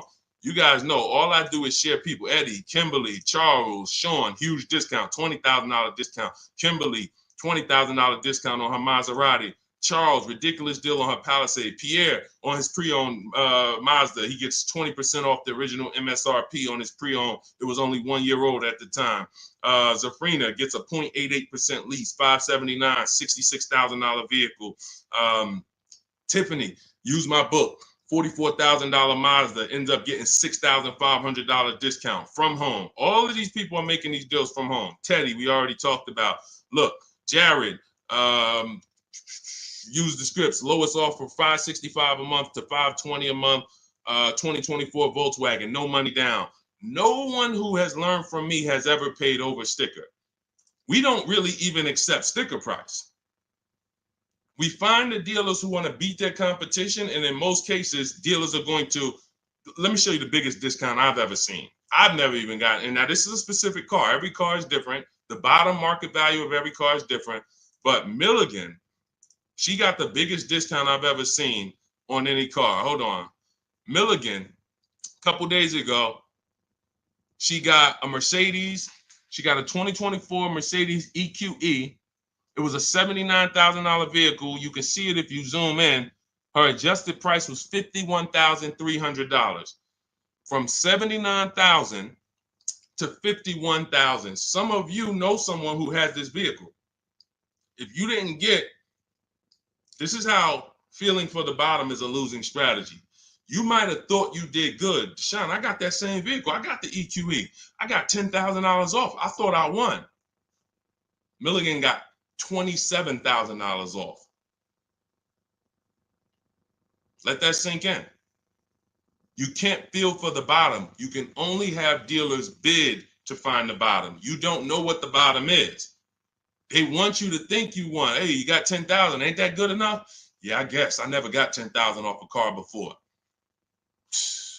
If this particular case, you would have lost $17,000 overpayment. So this is what bidding gets you. You want to learn to make people bid and stop negotiating with one dealer or two dealers. It's a losing strategy. All right, go ahead, Dolan. Next question. Great questions today. Keep them coming. Keep them coming. Dang, y'all running the likes up on TikTok. Thank you so much. We on 2 TikTok channels right now, if y'all didn't know. Every time y'all hear something y'all like, y'all keep running those likes up, man. I appreciate it. That really matters. And shout out to the people who shared, who tagged somebody. If you haven't tagged your best friend into the broadcast, I got to question what type of friend you are. Your best friend out here right now, car shop, and you don't even know it. And you getting all this gold and you haven't tagged them in. What's up, Tracy on TikTok? Lease is up in 2 months. Use the private broker. How do I know if he gives a good deal? Great question. Most brokers are ripping you off. And here's the thing, they're controlling your deal. They're not bad people. They're just about the profit. So as a broker, we work on trust. When I was a broker, it was a trust system. So I care about you more than the dealer. Let me represent your interests. Here's the problem. If you don't have a broker who's sincerely shopping the market for you, then you're losing. We always separate our transactions. I call them the 3 pillars of great car deals. Who you buy your car from, that's one pillar. You need to get a great deal there. You need to get the best deal, who you buy your car from, 80% to 20%. Who I sell my car to, that's another transaction. And that includes an old lease. We haven't talked about selling leases yet. No one's asked. But we sell leases. If there's equity, we sell them. So if you give that broker your old lease and you didn't do an equity assessment, now they have control of that. And then lastly, if you're not leasing, you're getting a loan, who you get your loan from. That's the 3rd transaction. So there's money in each of these transactions. There might be $7,000 with rebates and discounts in the car you're buying. Could be more. You saw Milligan's deal. She got $27,000 off. It was huge rebates that no one knew about. Then you have money in your old car. You might have a couple thousand equity in your lease or equity in your old car. Now you're giving them control of that. And now the car that you're, if you're getting a loan, the interest rate, you're giving them control of that. If you could have got 5.9, but they're giving you 7.9, then there's markups in your interest rate. There could be $2,000, $3,000 in markups there. So you're giving them control of all of this money. So how do we sincerely know if a broker has gotten us a great deal or not? They're giving us a market report. See, in Cars from Home, in my book, you're going to learn to do a market report. Very simple. 25 dealers in my book, step 5, we reach out to 25 dealers online. Takes us 20 minutes for a new car or a lease. I call it the 25 to 5 because we're connecting with 25 dealers online using my email script, and we're going to get 5 offers minimum. 25 to 5. So at the end of making our deal, everyone who I just showed you has a market report. They know what this dealer said, what this dealer said, what this dealer said, what this dealer said. This dealer didn't have a car. This dealer didn't have a car. This dealer had a car, it was the wrong color. This dealer, then they have these offers so that they know they didn't leave any money on the table. And they do this in 90 minutes. So literally connecting with 20 dealers takes 20 minutes. Using my scripts and all my copy and paste stuff takes 90 minutes to make these deals online. And we know that we didn't overpay. If you're buying your new car, you're looking at all these offers, you guarantee I didn't overpay. If you're getting your selling your old car, what are the numbers from CarMax, Kelly's Blue Book, Instant Cash Offer, Carvana, Driveway, AutoNation, and Car Gurus? What are those 6 offers? If the broker didn't tell you this is what the 6 offers are, this is what your offers are for your old car, they usually have a wholesaler that buys the cars from them. Hey, this person wants to sell a car. Hey, what could you pay me? And then this wholesaler cuts them a check for $1,000, $1,500, $2,000, and then they take the car. They're using their network. They're not taking you to the market.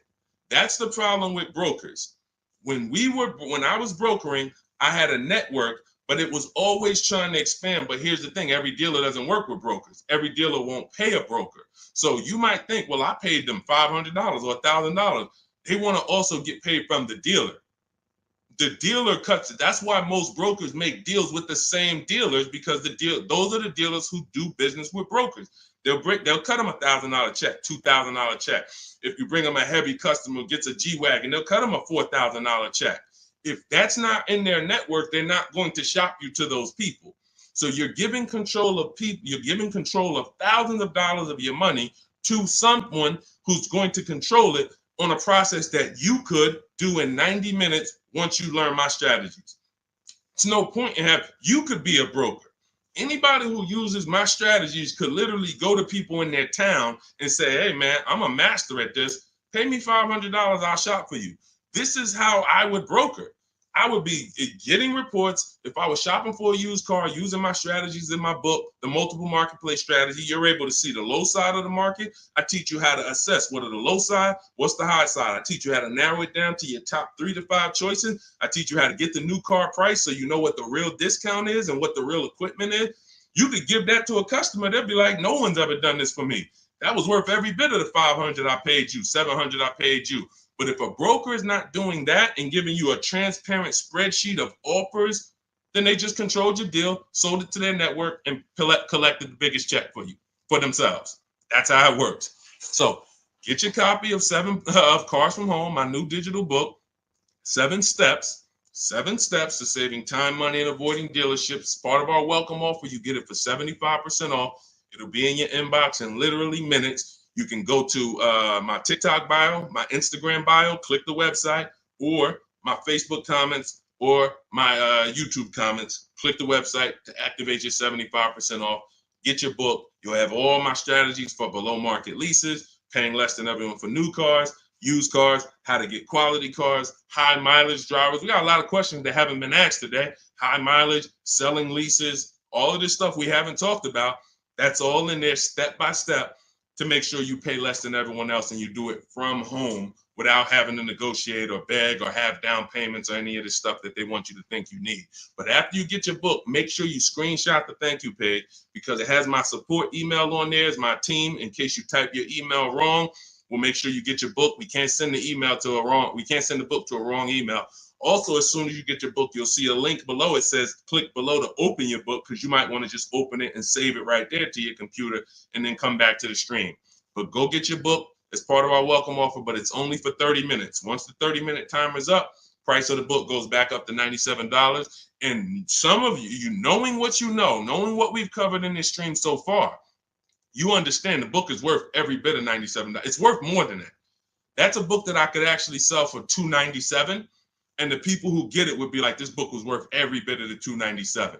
So even if you miss the 30-minute timer and it's $97, it's worth every penny. But you need to get your book if you don't want to bother remembering this or whatever. It's my whole blueprint.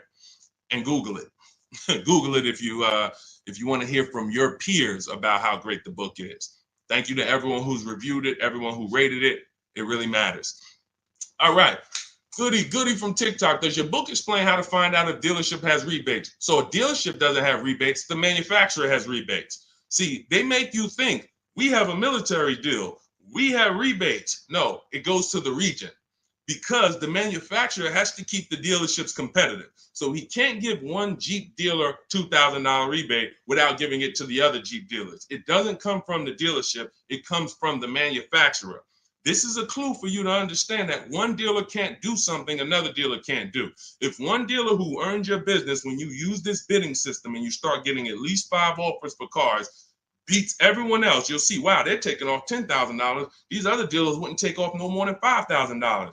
What, did they have better programs? No, they didn't. They just were comfortable selling and competing against their competitors to beat them, and they gave you all the rebates and everything they had to make a deal with you. These other dealers wanted to make $5,000 on you, $7,000 on you. They weren't going to go below that. So when they said, hey, Goody, that's our best offer, they weren't lying. That's their best offer, but it wasn't their competitor's best offer. So the only way you are going to get the rebates is for you to understand you cannot ask for them and get the truth and know the truth. You have to get bids to reveal the truth. You could have a $5,000 rebate on a vehicle. Dealer might come to you as you walk in because you're negotiating and that's what they like. And then you say, hey, give me your best price. And they say, okay, well, I'll give you this. And by the way, we got a $2,000 rebate I threw in there for you. Oh, that's great. Now you think you're doing good. They just told me about a $2,000 rebate I didn't even know they had. You go to another dealer, they tell you it's a $3,000 rebate. But once you get bids and you're looking at 5 to 7 offers, you see, wow, it's actually a $5,000 rebate. You have to reveal that. We had a woman in California, Shonda, she was buying a Volvo XC60 or XC90 at the time. She's using our strategies. She's in Northern California. She got a Costco program rebate on our scripts in my book. I teach you how to put any affiliations you have. There's certain things you must have when you contact a dealer for a new car quote or a lease quote. They need to know your zip code, what you do for a living, what vehicles in your household. Many of you can't get quotes because you're just not giving the dealer what they need to actually give you a quote. So that's why I have the templates in there that you just fill in, send it to them. So on her deals, she sees that there's a rebate for Costco members.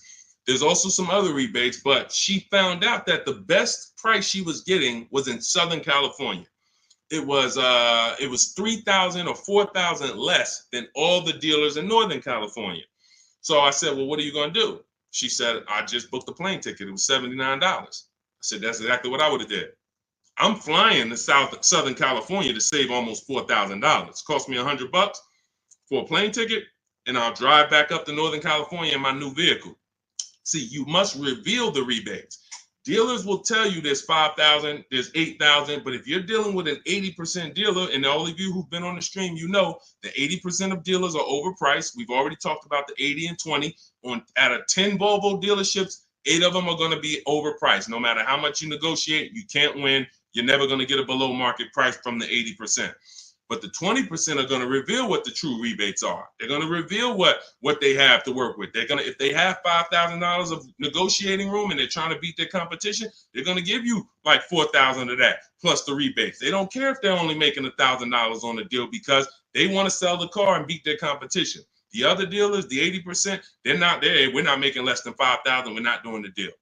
And that's it. We'll sell it to somebody else. We'll sell it to somebody else who doesn't know how to shop. We'll sell it to someone else who walks in and tries to negotiate with us. We'll sell it to somebody else who doesn't make us compete against competitors. We're not going that low to earn your business, Mr. Goody. So that's okay. That's why we sit at home. We talk, we communicate with not just them, but with all of their competitors. That's why the strategy in step 5 is called the 25 to 5. You're going to be connecting with 25 dealers in 20 minutes using my email scripts to get 5 to 7 offers. And next thing you know, you found the highest offer, the best offer, and it might be an hour and a half away. Look at Sean's deal where he saved $20,000 on his F-150 Lightning. Some of you may know someone who has this vehicle. Didn't save 20 grand off of it. Look, he said $73,000 F-150 Lightning.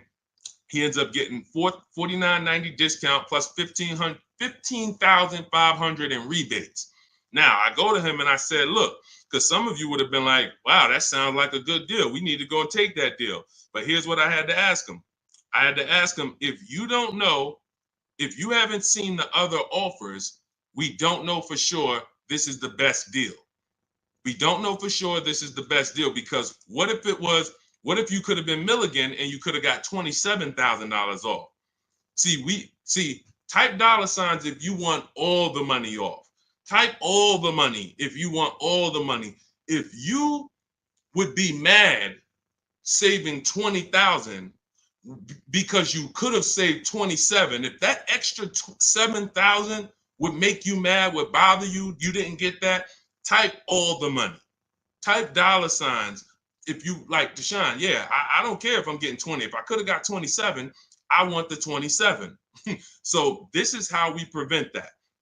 You must get offers to find out. So the $15,500 discount from Sean is we don't know it's the best offer until we look at the other offers. Now let me find the clip where he explained how he had to go outside his state. Hold on, I got a lot of pictures here. He had to go outside his state to actually get the best offer. Hold on. Here we go, right here. He says, I guess I could have put a little more info on here. Yes, he said, I got about 15 quotes.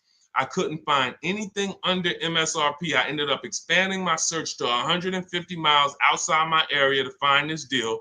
I'm going to another state to pick this up, which is something I never would have thought before. And I can't see the rest because the comment's blocking it. So he was local minded like you. I'm just going to find the best deal locally.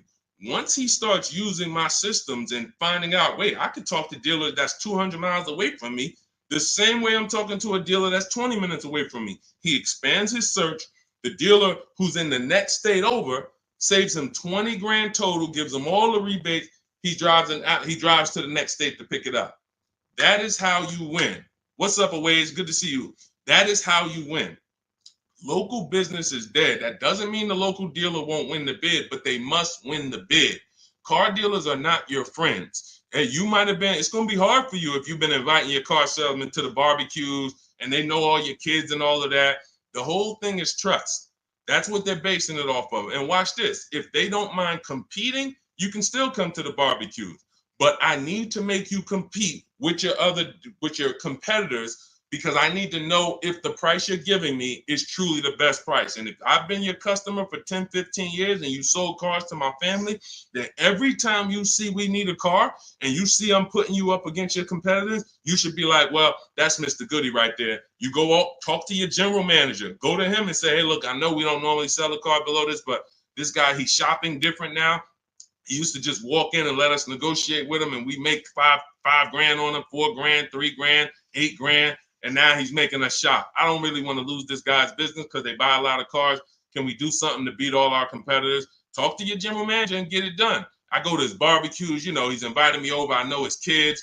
But if they get mad at you because they're like, wait, come on, what do you mean you put me through all of this now? Then you understand. You've been making money on me for years, and now you're pissed off because I'm making you compete. That's good. We needed to know that. Thanks a lot, Charlie. Hey, hope you enjoyed the barbecues. You won't be back. All of this is in my digital book, my new book called Cars from Home, 7 Steps to Saving Time, Money, and Avoiding Dealerships. You can get it for 75% off as part of our welcome offer.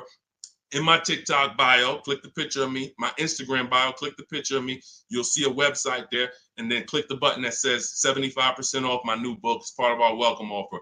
I have one in the YouTube comments or the Facebook comments, no matter where you're at. Get your book, but it's only for 30 minutes. After that, price goes back up to $97. So $97 is worth it. $24 is even better, and it'll be in your inbox in 5 minutes. You'll have all my strategies for below market leases, below market purchases, below market used cars, leasing versus buying, bank bidding war, making banks and credit unions bid without hurting your credit. Everything will be there for you for $24 if you get there before the 30 minutes is up. Go ahead, Dolan. Great show. I'm loving the questions today. If you're getting value out of what we're doing so far, I want you to type value in the comment section. If you are getting value out of what we're doing, shout out to the people that's locked in. Shout out to the people that are locked in. I want you to type value, value, value, value, value, value, value, value, value. I see. This is all we do. I told you from the moment we started the stream, we don't play around here. We don't hold back. All we do is, all I want you doing is emailing me and writing me with your car deals. I want to be pulling your deals into the stream, just like I'm showing Rosalie, just like I'm showing Jen, just like I'm showing Ansley, just like I'm showing Vincent, just like I'm showing, look, Tasha. I want to be pulling your deals into the stream.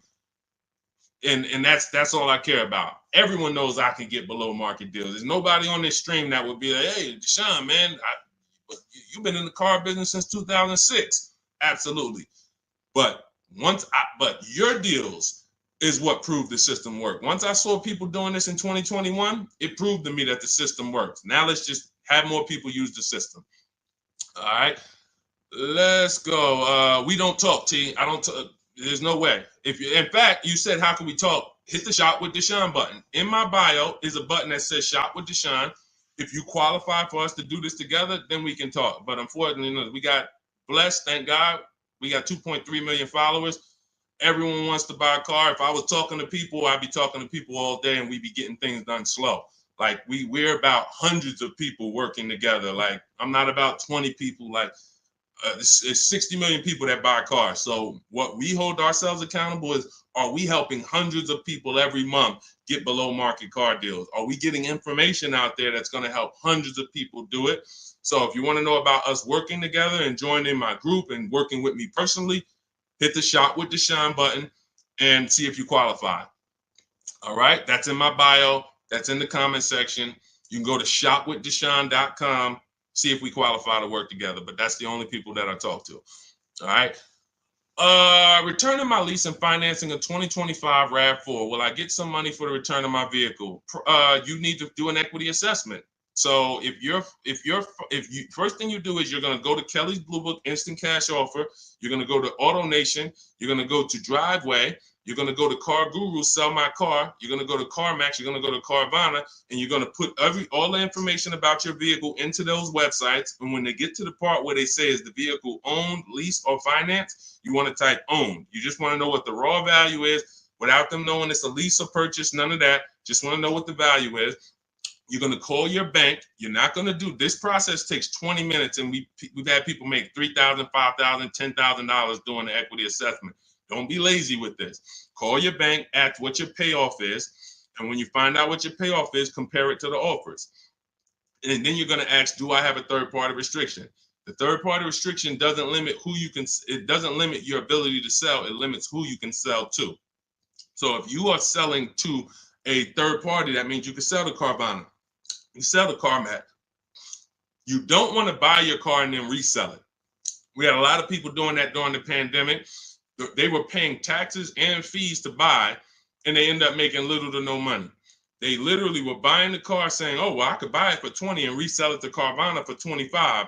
But when they bought it for 20, they had taxes, fees, and by the time they went to sell it, they only made $1,000. When we could have just bid that out to a used car manager, because again, the third party restriction doesn't limit your ability to sell. It limits who you can sell to. So in my book, in step 2, which is the equity assessment, I teach you how to do 3 different equity assessments depending on your situation. You're only going to do one, but there's 3 different types depending on your situation. One is a standard equity assessment. That means I own my vehicle or I finance it. So who didn't know that you can sell a car that you actually have a loan on? Type me. Some people thought, oh, I thought I had to wait for the title. You don't. You can sell a car you have a loan on. So that's the first equity assessment, own vehicles and finance vehicles. Second equity assessment is lease vehicles. Third equity assessment is leases with a third party restriction, and we bid it out to a used car manager. So these are the 3 ways we do an equity assessment to make sure we're not leaving any money on the table. And that's it. We've had people make thousands and thousands of dollars. And during the pandemic, it was even more because cars were worth $7,000 to $10,000 more than they were. So we had people making, I sold my Jeep Grand Cherokee lease. I made $9,000. I sold my mother's Mazda CX-5 lease back then, and she made $10,200. So that's all throughout my pages. I've helped people. People be like, yo, I made $7,000 using your strategies to sell leases. Yo, so we had plenty of people then. Now, values are normal again, but you do still have people that are making $2,000 and $4,000 depending on the resale value of your cars. This happens, and some of you low mileage people, you're like, Deshone, I signed up for 45,000 miles, but I only put 20,000 miles on it. Oh, you're going to sell the car, you're going to make money. So we're going to do that's the equity assessment. But here's what I'm also concerned about: you're going from a lease to a finance. You're not keeping your car 8 years. You should not be financing. You're going to pay a lot more. To lease a RAV4 might be $400, $500. To buy that same RAV4 with no money down is going to be probably $800.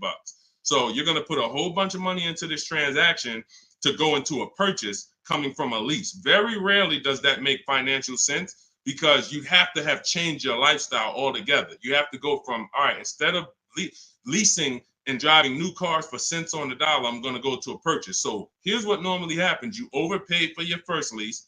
They charge you a ton of money on your first lease. You didn't realize that they were charging you a lot of money, and you think that's normal. You think, well, that's just what leases are. You're not doing these deals like Danielle, where you're driving $45,000 vehicle. She got a $44,000 Audi, and she's paying $550 a month. Or Greg, $56,000 Kia EV6. $527 a month, no money down. All of these are no money down deals. You can read the comments if you're on Facebook, if you're on YouTube, screenshot the comments. Look, Maserati, Kimberly's Maserati, $91,000 vehicle, first month's payment. Look, down payment, first month's payment only, $944 a month. That's a 1% lease. Look, Charles, Palisade lease, $48,000 vehicle, $597 a month, no money down. Look, Zafrina, $66,000 Jeep Grand Cherokee, $579 a month. You're not doing leases like this. They overcharged you for your lease. You overpaid for it. And now you're like, well, I might as well buy the car. I've had people say that on comments. Well, leasing, it costs the same amount to buy. Well, you just overpaid for your leases and you think that that's normal. So now you're comparing overpaying for leases to buying. And yeah, it might be a similar price. But you compare these deals, look, Zafrina's 0.88% lease, $65,000 vehicle, that would normally be $1,300 a month to finance, $1,200 a month if she went in there with no money down to finance that. So I'm big, besides the actual returning of the lease and that equity assessment, I'm more concerned about why you're switching from a lease to a finance. And it's usually because you overpaid for your lease and now they talked you into just buying a car because you didn't see any value in overpaying, because there's something I call the 1.5% rule that I created, which shows you when you've overpaid for a lease. You take the MSRP of the car and you just multiply it by 0.015. Your payment cannot be any more than that with no money down at 12,000 miles per year.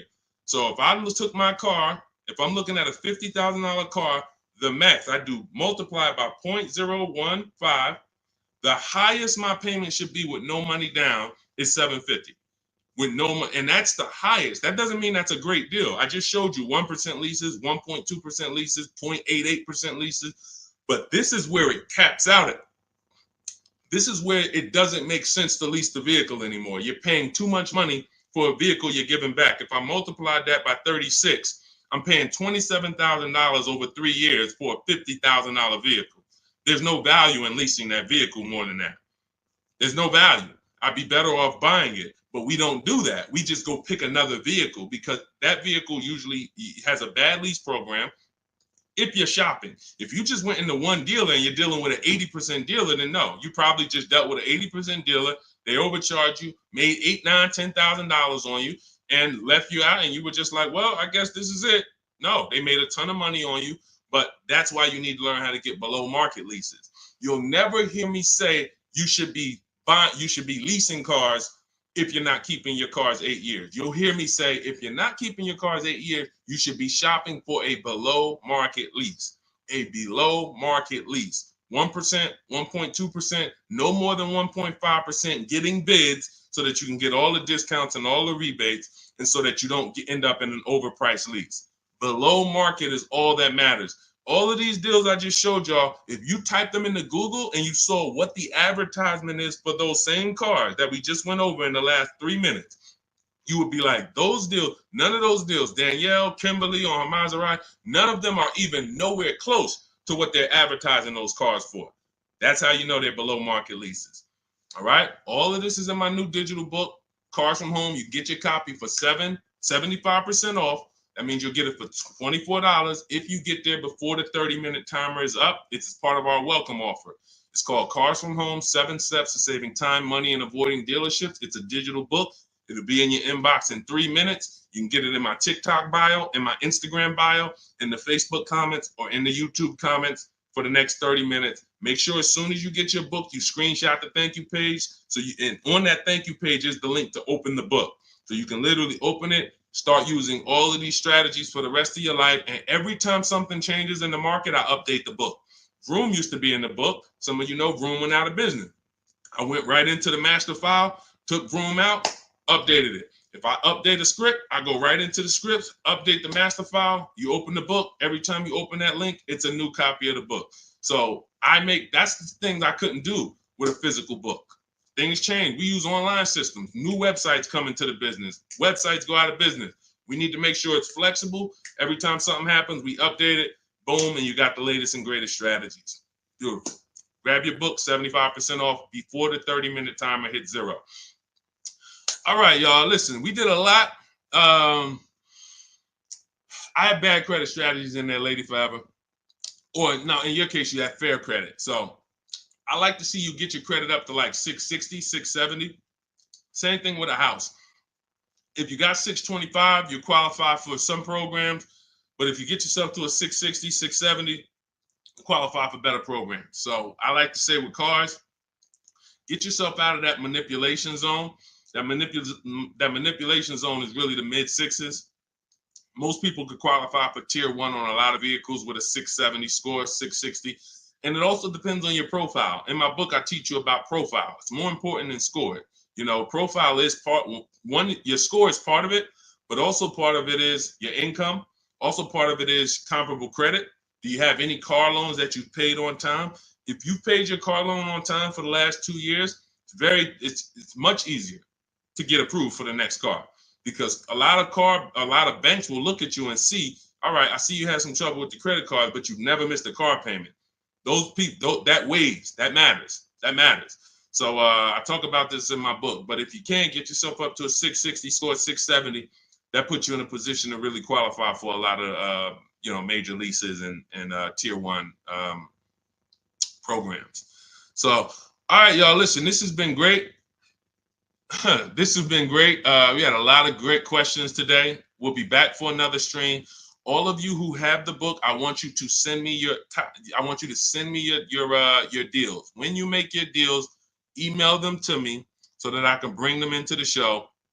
I got a lot more people, a lot of emails. I don't always get a chance to go through my emails because I get a lot of them, but I got to go through a lot of my emails because I have people who are sending me their deals and I haven't had a chance to bring them into the show.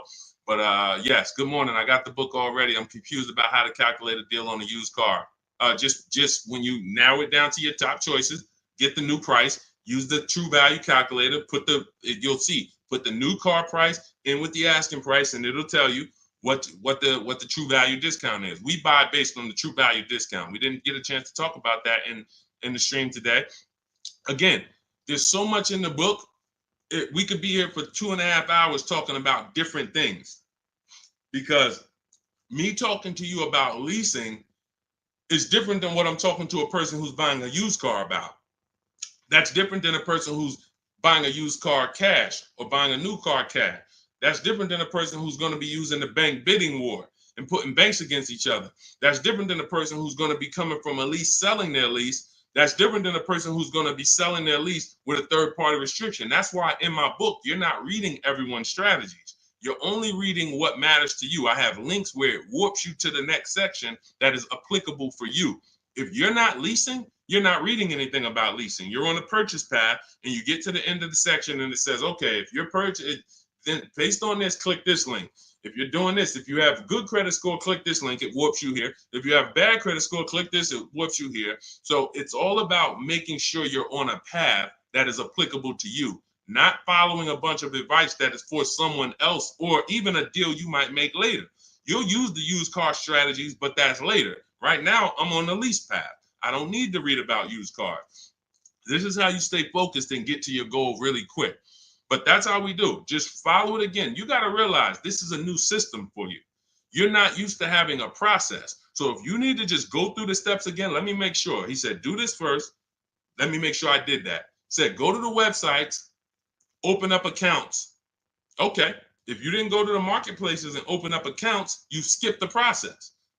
You can't just open the websites and then don't set up your accounts, because now every time you come back to the marketplaces to shop for your used cars, you don't have any alerts. You don't have any new inventory alerts. You're not getting alerts of the new inventory. He says, set up a shopping email so I don't mix it with my personal email. If you go and you're getting offers in your personal email and you're like, Deshone, it's hard for me to get to these offers. Yeah, that's because you got your work email, you got your internet stuff, you got your sites that you've been visiting, you got your newsletters you're a part of, and now you're trying to communicate with 25 dealers in that same email thread. It's never going to work. That's why I set up a shopping email. I say set up a Google Voice. We don't just have dealers calling our phone, so we don't have to talk to dealers. We don't have to, yo, Deshone, how can I stop these dealers from blowing up my phone? You skipped the step. You didn't set up the shopping phone number for free that I told you to set up. Put on do not disturb so no one can even talk to you. These are all steps that you need to review. But here's the beautiful thing. Once you get this, it's the muscle memory. See, I could do this in 90 minutes, 60 minutes sometimes, because I've done this hundreds of times for other people, myself, and I wrote the blueprint. Once you get to the point where you're like, wait, I'm going to trust this process and stop trying to come with my own ideas. If he says do this, I'm doing it. He says go to this website, type this in, I'm typing it in. Then I go to the next step. So typically the people who do the best, the quickest, it's very easy for you to follow directions. But some people, that's not your learning style. It's harder. But you'll eventually trust the process. It's going to take you longer. But it's not the process, it's you. If you came to McDonald's and they told you, hey, all right, flip the burgers. When you hear the buzzer go off, flip the burgers. As soon as you hear it, you sprinkle a little seasoning on them. You do 2 drops of seasoning. Shake. And then you hear the buzzer go off on the fries. That's when you pick it up and then you dump them in. and then you sprinkle five salt. Shit. See, it's a system. They're not giving you an option. My system is the same way. It's very rigid. There is no add your own stuff to it. Deshone, I was on the websites. I was looking at some of the lease offers. Man, they look bad. Where in the book did I tell you to go to websites? Oh, no, you didn't.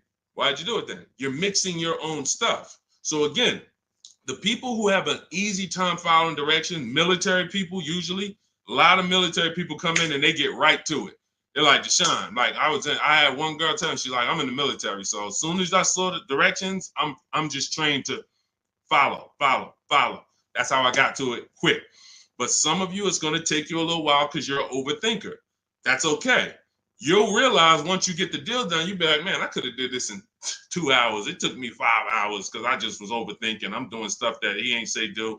And that's the beautiful part. Because next time you get a car, you'll think less. You'll be like, all right, let me trust this system now. Third time you get a car, you're a master. Now it's like, all right, boom, boom, boom, boom, boom.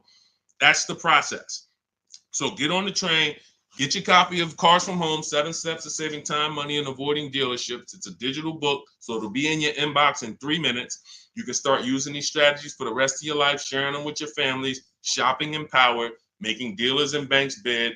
You're no longer begging for deals. You're no longer spending an hour in a dealership. My God, I've gotten so many cars. I've never spent an hour in a dealership. Since 2015, I have not spent 1 hour in a car dealership to get a car, not one.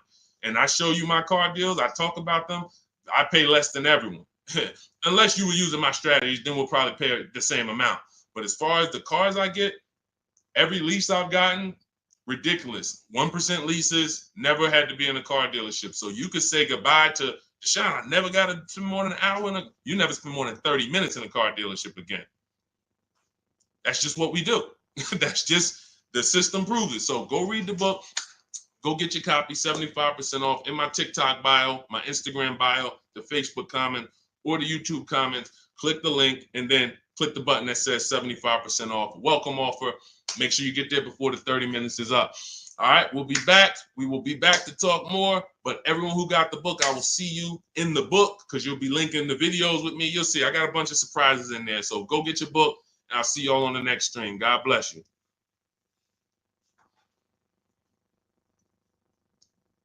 Yeah, this was a good one today. Had fun today.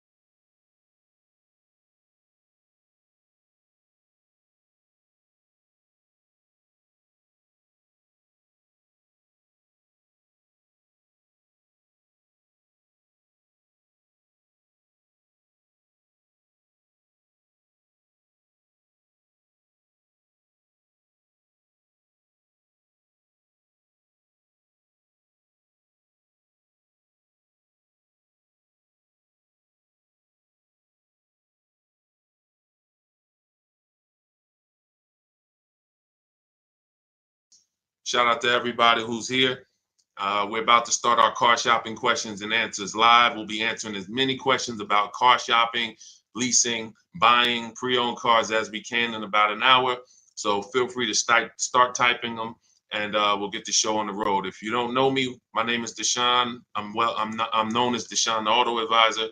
All I do is focus on teaching people online strategies to pay less than everyone else for new cars, used cars, and leases. I spent 14 years in the car business. In the last 3 years, I've been teaching people like you all around the country how to get below market deals. It's only 3 prices you can pay for any car: market value, above market value, or below market value.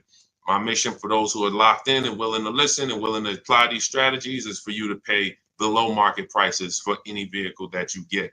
Everything we're going to be talking about is out of my new digital book. It's called Cars from Home. It's already 5-star rated. You can Google it.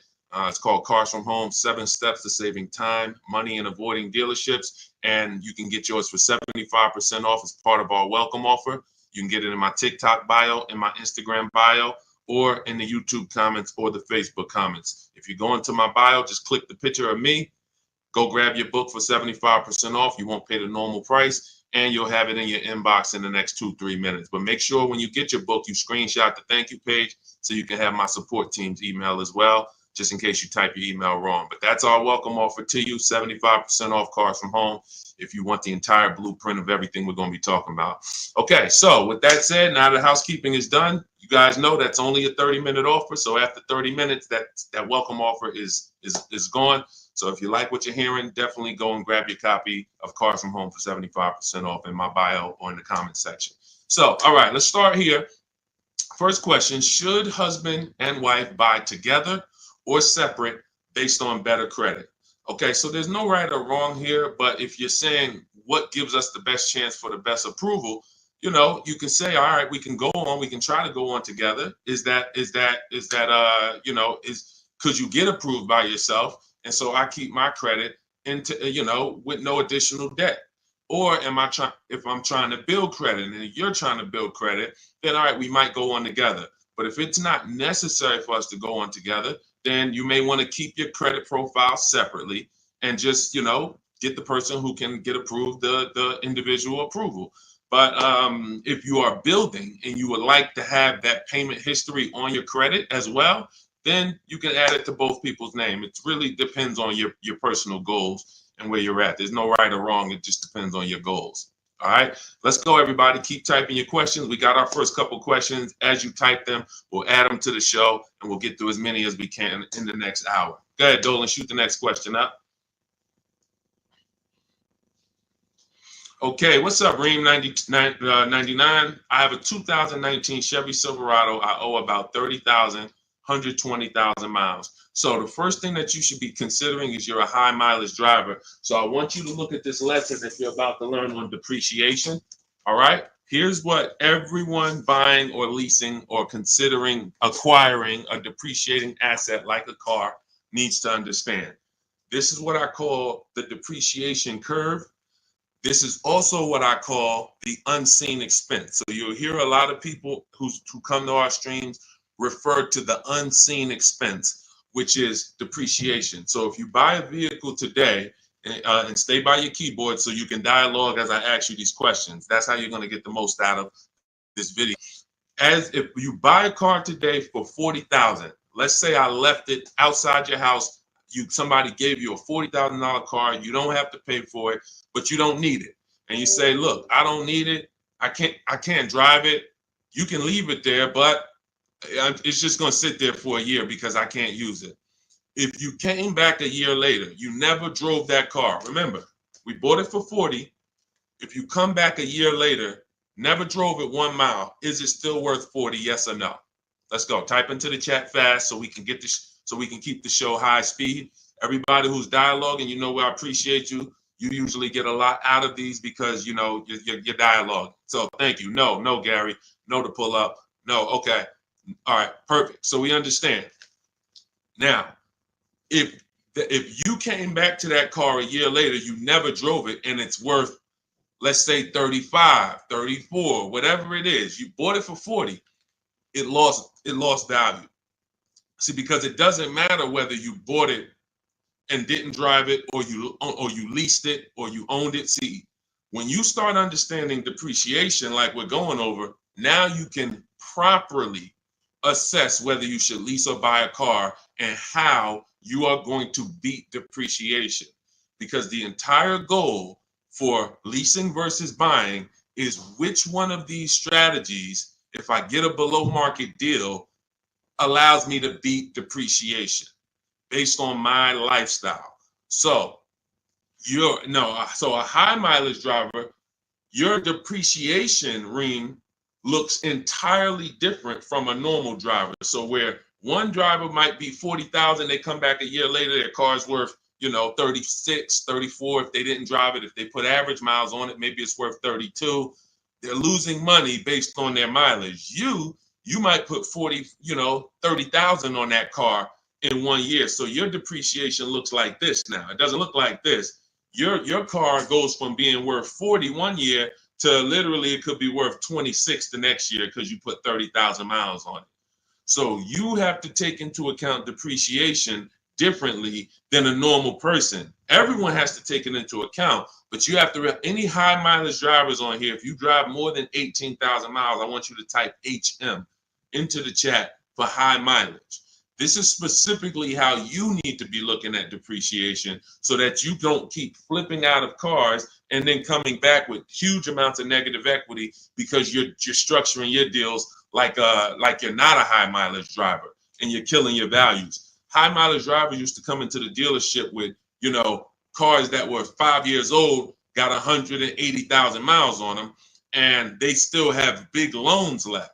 They still have loans that show they got a loan like a normal driver, 5-year loan, 6-year loan. This is what normal drivers can get based on their ownership. High mileage drivers, you cannot do that because all you're doing is pushing your losses to the back end. You might have a lower payment of $150 less, but what's going to happen is when you go to replace this car in 5 years, 6 years, if it still has a loan, now you're dealing with huge amounts of negative equity that you have to now roll over to your next vehicle or put 10, 15, 20 grand down so that you don't have that going to your next vehicle. So the smarter thing for you to do, Reem, is to figure out right up front, how many years are you keeping your next car?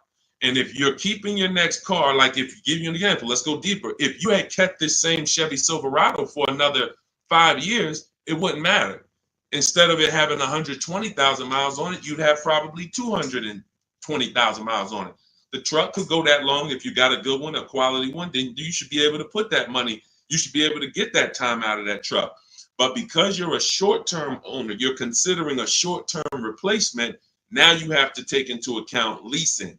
Does it make more sense for me to get a below market lease on these vehicles, pay less, build in my mileage so that I can avoid depreciation? Because if you're buying these vehicles and then you're destroying the value and you're replacing them in 5 years, you're not getting all of that money that you put in that car back out of it. You could have put much less money into it and still driven the truck. So the whole goal is getting out of this stuck in the middle and thinking 5 years, 6 years is a long time to have a vehicle. It's not. You're still in short term because you're still in the big depreciation phase. See, once you get to about 8 years, that depreciation is going to start looking like this. So your truck this year is going to be worth about the same next year. It's not depreciating like this anymore, losing thousands and thousands every year. That's where you want to get to if you're buying. If you're not keeping the vehicle that long, you should not be buying, because all you're doing is riding the depreciation slide all the way down, and then you go and get another vehicle, ride it down again. Get another vehicle, ride it down again. You're never getting to the point where you could benefit like a long-term owner and stop losing value every single time. And if you're not keeping your vehicles 8 years, my rule is you lease. You shop for a below-market lease. Now, we could go a little deeper on that. If somebody has a follow-up question, this is about business. I assume you're making money from that truck. So if you're making money from that truck, then you should be structuring your deal and your finances in a way that gets you the short-term wins and doesn't push the losses to the back like a negative equity. Like I said, you got a $400 payment, but every time you replace the vehicle, you got 15 grand negative equity. Smarter thing to do would be to have a shorter loan, higher payment slightly, but then when you go replace the car's paid off. Now, instead of having negative equity, you might have something that's worth 5 grand, 8 grand that you could use as an asset. So that's what it's about.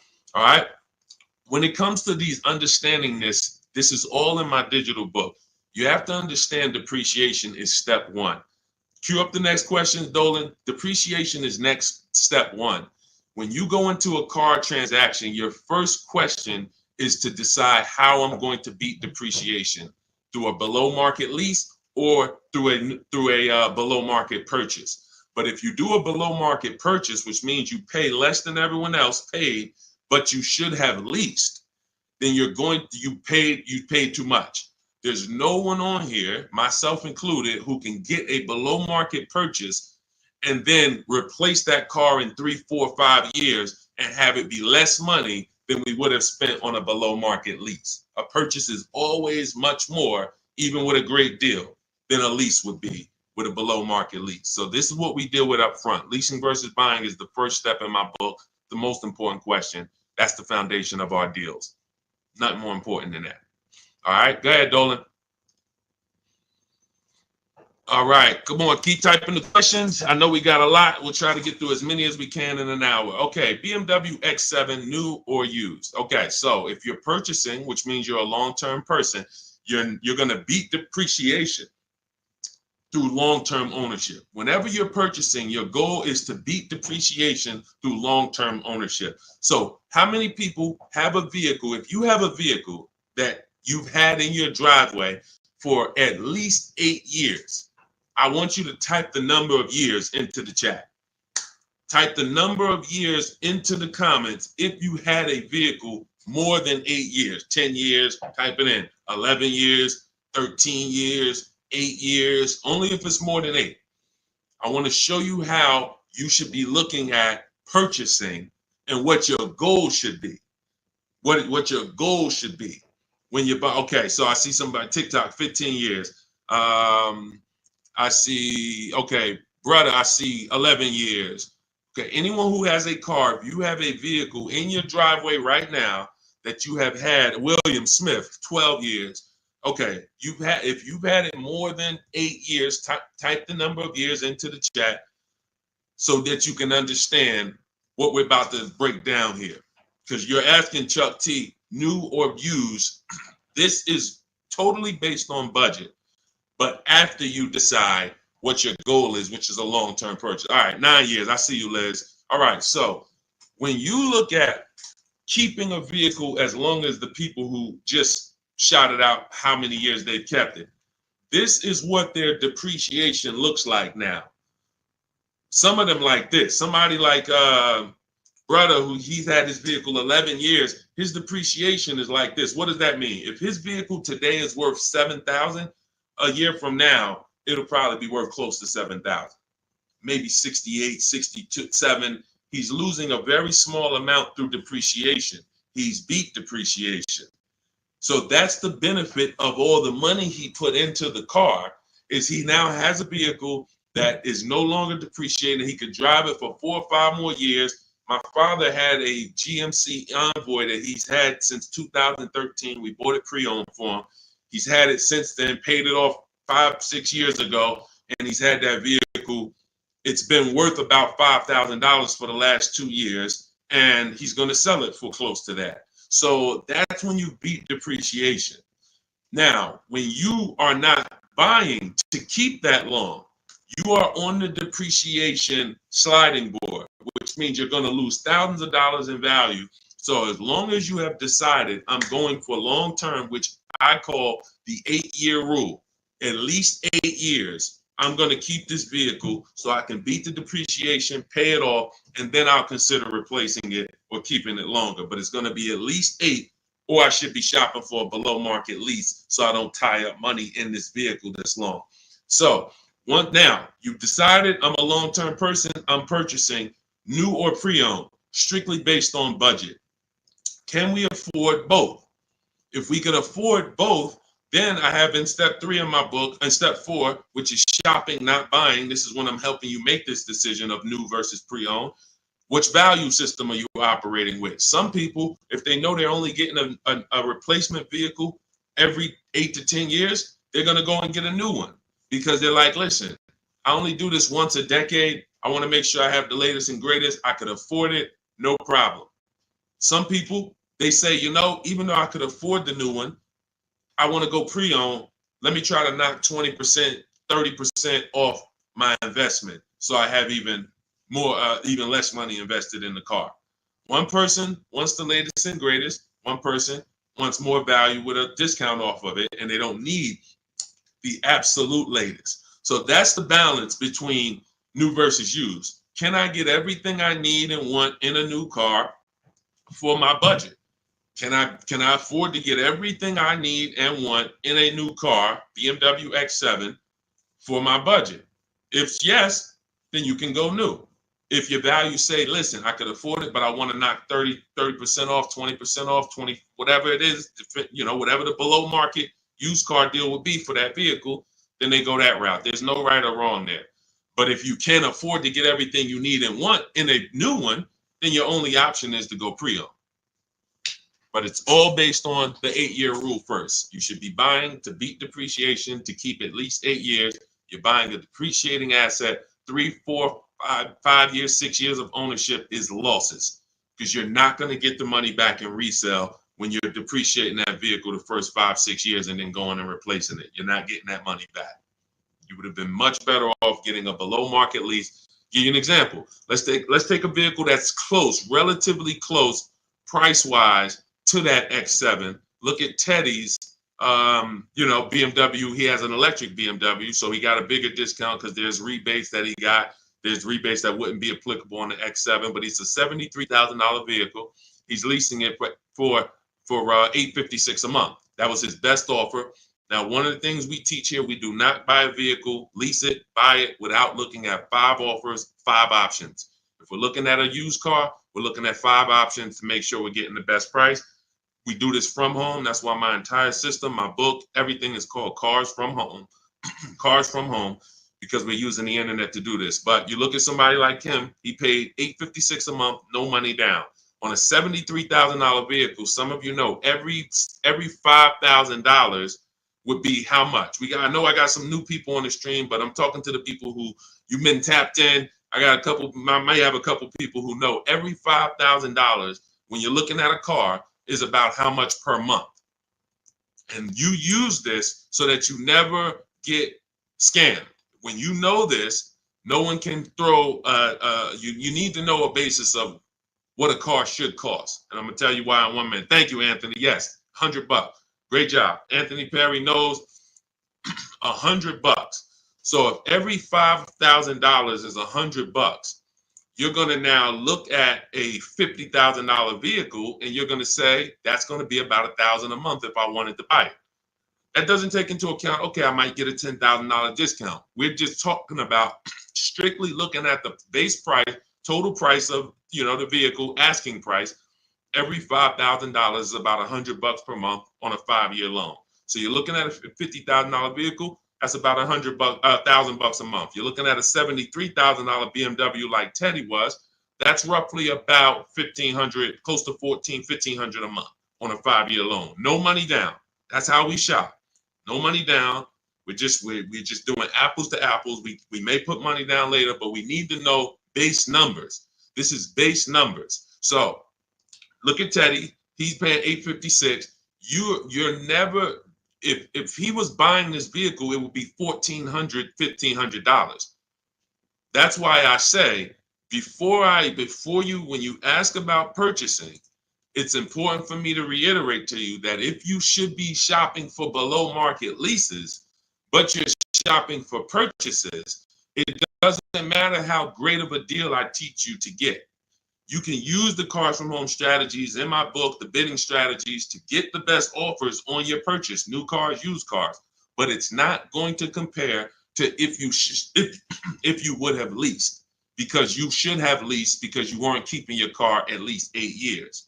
You can see he's $856 a month, and even if the deal wasn't that great, even if it was $1,000, he's still literally $400 or $500 less per month than if he had bought that car only to try to trade it in 3 or 4 or 5 years and go do it again.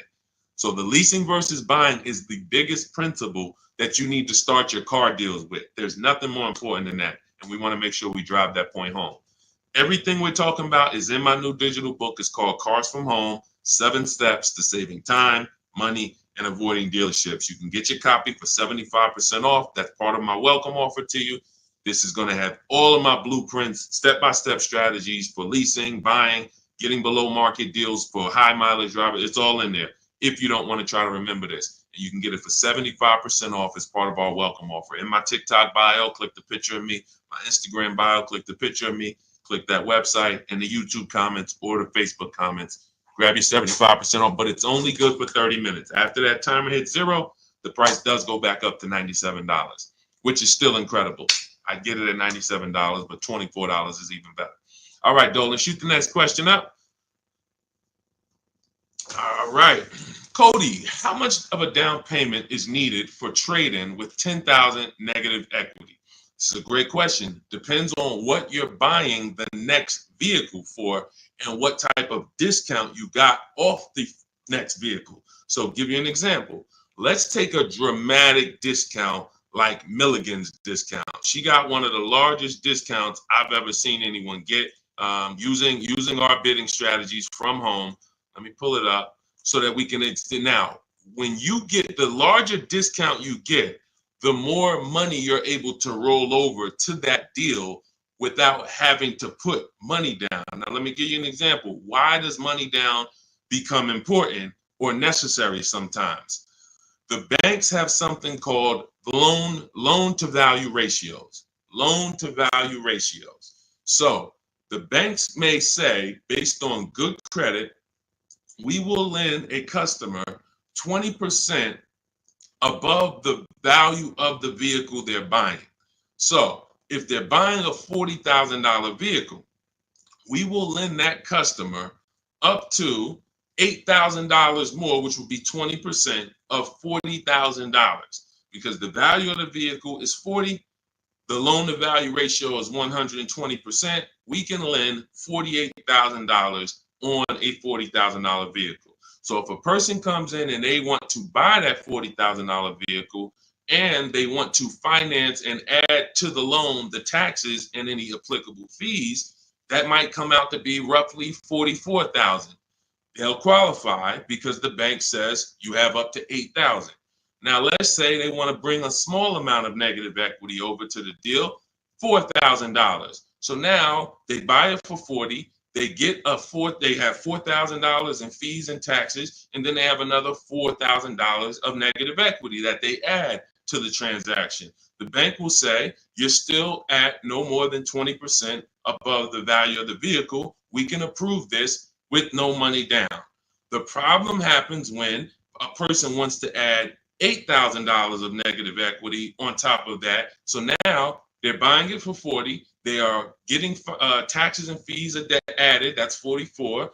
And then they want to slap 8,000 of negative equity on there. That's 52. The bank is going to say, no, we only will approve 20% above the vehicle's value, which is $48,000. So if you could get it down to $48,000, we'll approve it. If not, we can't approve it. The customer has to put the money down to make up the difference. So in that scenario, what you would be asking for would be above the bank's loan to value ratios. This is why I call negative equity the bad credit for people with good credit. This is why I want you to know the cause for most negative equity situations is you don't understand leasing and you're buying your vehicles rather than getting below market leases. You take out 5 and 6 year loans, you don't pay them off, you trade in vehicles, and you should be shopping for below market leases, but you continue to purchase. So you're going to continue to have negative equity in almost every case unless you start putting a lot of money down or start keeping your vehicles longer, paying them off, and then coming back and seeing how much money you could get back out of that, which I also don't recommend. But the last thing, which is very important, especially when you have large amounts of negative equity, is let's say that same $40,000 vehicle, you're using our strategies and you get a $8,000 discount. Or let's take a vehicle. Let's take Milligan's deal. Like I said, in her particular case, she got a $79,000 vehicle for $51,000. This is a Mercedes. It's an electric version. She used our bidding system. She got the biggest discount I've ever seen, and she can put any amount of negative equity on top of this deal because the bank is lending against this vehicle, this Mercedes, based on a $79,000 value. So their loan to value ratios for this vehicle would be 20% above $79,000. So if that's, let's say $80,000, 10% would be $8,000. So you're talking about $16,000 that they would lend above the $79,000. So they're looking and saying, wow, if this is a $79,000 vehicle, they don't care about what the woman bought it for. They don't know that. All they know is when the loan paperwork comes in, we're asking for less than what the loan to value threshold show. And they have other people that go and they pay list price. They go in, they have no strategies, and they just go in and say, all right, it costs $79,000, I'll take it, not realizing that, okay, I didn't negotiate, I overpaid by almost $27,000. That's the market value for this particular vehicle, but the bank doesn't care. The bank just wants to know that when the loan comes in, it's under 86 or $87,000, and they're going to approve it. So the bigger discount you get, the more room you have to move negative equity over, and that's what you want to understand. If I had a large amount of negative equity, I would be choosing several vehicles, using our bidding strategies from home. If you want to do it your way, at least calling around, talking to managers, getting multiple offers. You want to talk to salesmen and managers, you can do that.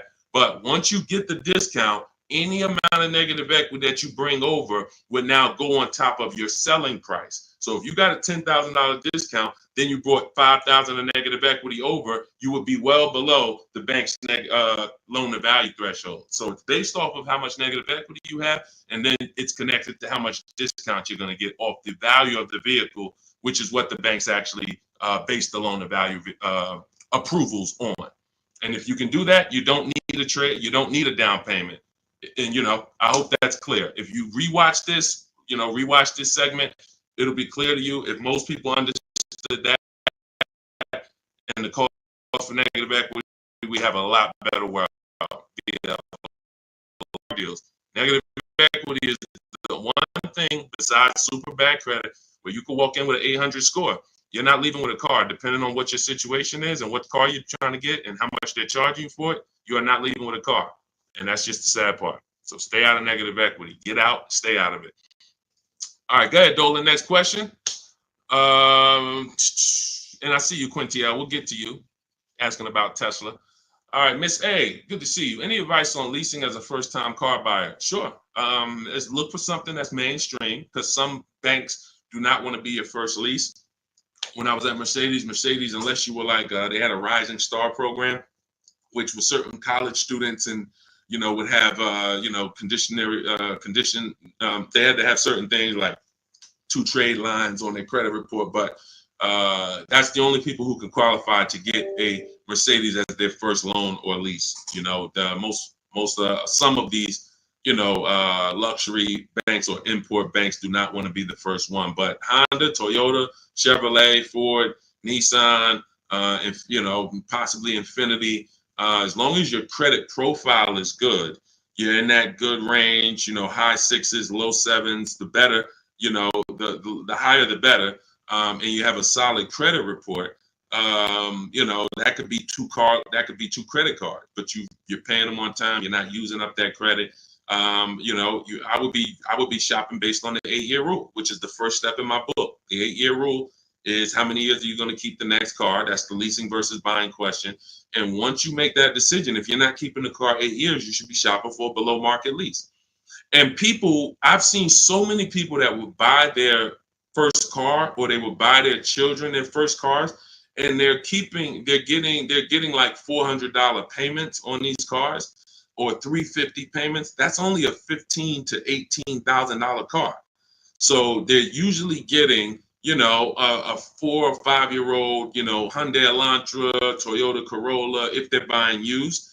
These are the same vehicles that they may turn around and trade in 2 or 3 years, 4 years. They're paying $350 a month, and God forbid the vehicle breaks down on them or anything. They're dealing with a used car, where you can get some of these incredible lease deals, and you can get them for, depending on the car you're looking at. Somebody had just got an Elantra, and the payment was $350 a month, brand new car, no money down. Let me see if I can find their deal. It was here we go. It's India.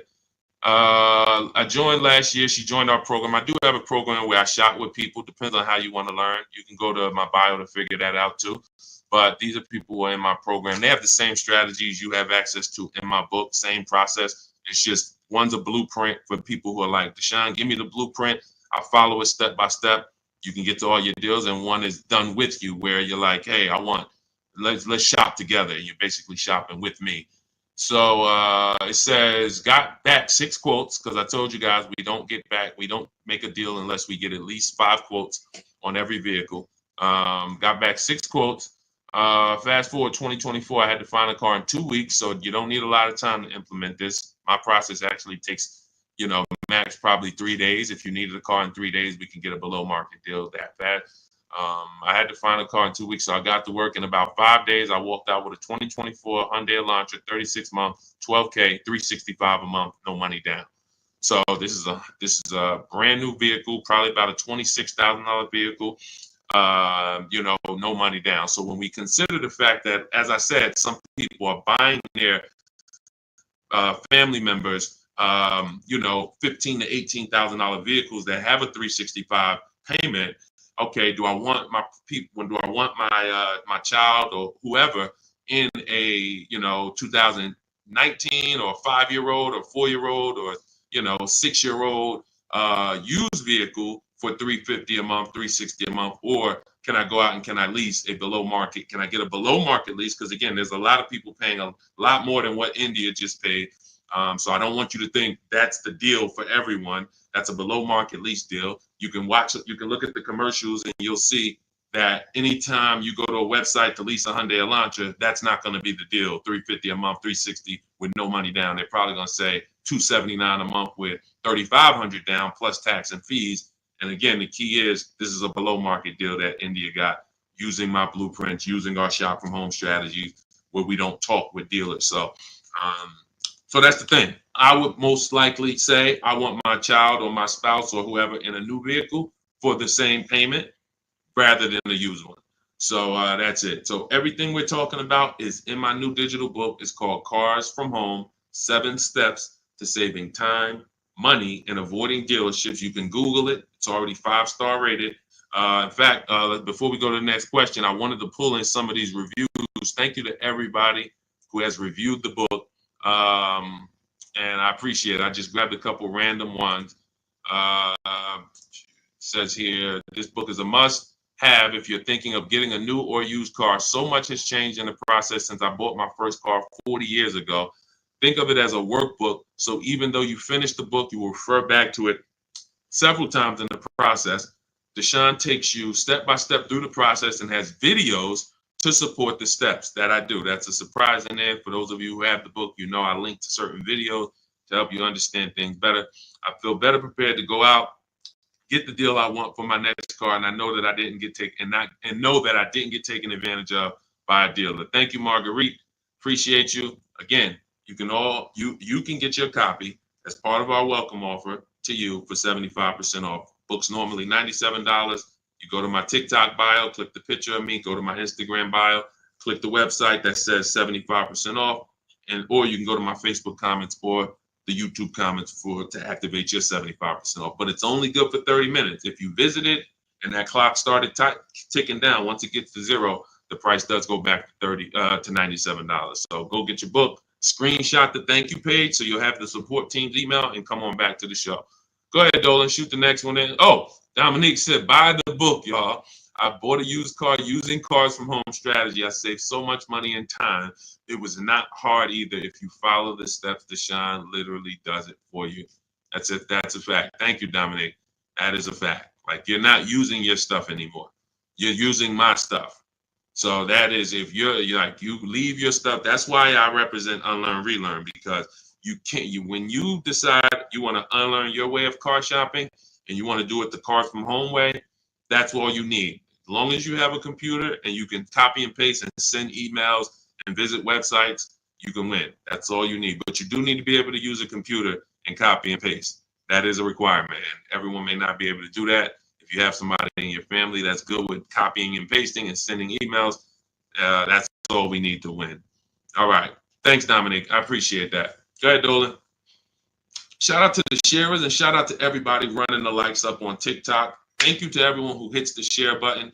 Whenever you hit the share, tag your best friend, tag one friend in, because they may be car shopping this weekend. Right now, they might be going to a dealership later, and you have no idea. Most people are overpaying by thousands. There's only 3 prices you can pay with cars. Market value, that's what everyone pays. Above market value is what the worst negotiators pay. And below market value is reserved for people who are putting dealers against each other. Negotiators can get market value for negotiators. So even if you're a great negotiator like I am, obviously I was a great negotiator selling cars for 14 years, but even if I was a great negotiator, I'm still going to get market value, because the only way I could guarantee below market value is by looking at multiple options, the same way you buy a TV. You go buy a TV, you're looking at multiple TVs, Walmart.com, Amazon.com, all these different sellers from Amazon, Best Buy. So that's the only way you can guarantee a below market price for your TV, is looking at multiple offers. You could go to Walmart and say, all right, I got a TV, $700. Was it market value? Was it below? Or was it above? You don't know until you look at all the market, and that's what we do. That's what Cars from Home is about. Okay, Alan Carter, 35 years in the car business. Your advice is spot on. Thank you, sir. I appreciate that. Thank you so much. All I want to do is help people find the 20% of car dealers and salesmen who are honest, who want to compete, who want to take care of their customers. That's the 20%. But 80%, we have proven that, working with hundreds of people personally, thousands around the country, we've proven that you must get 5 offers on every car, because 80% are going to be overpriced. Doesn't matter how much you negotiate, they're not going below a certain amount. So when they tell you, hey, Shantola, thanks for coming in, but this is the best offer we can do, that does not mean that's the best offer any Nissan dealer can do. That means that's the best offer Nissan of Bay Ridge can do. That's the best offer Nissan of Hudson County can do.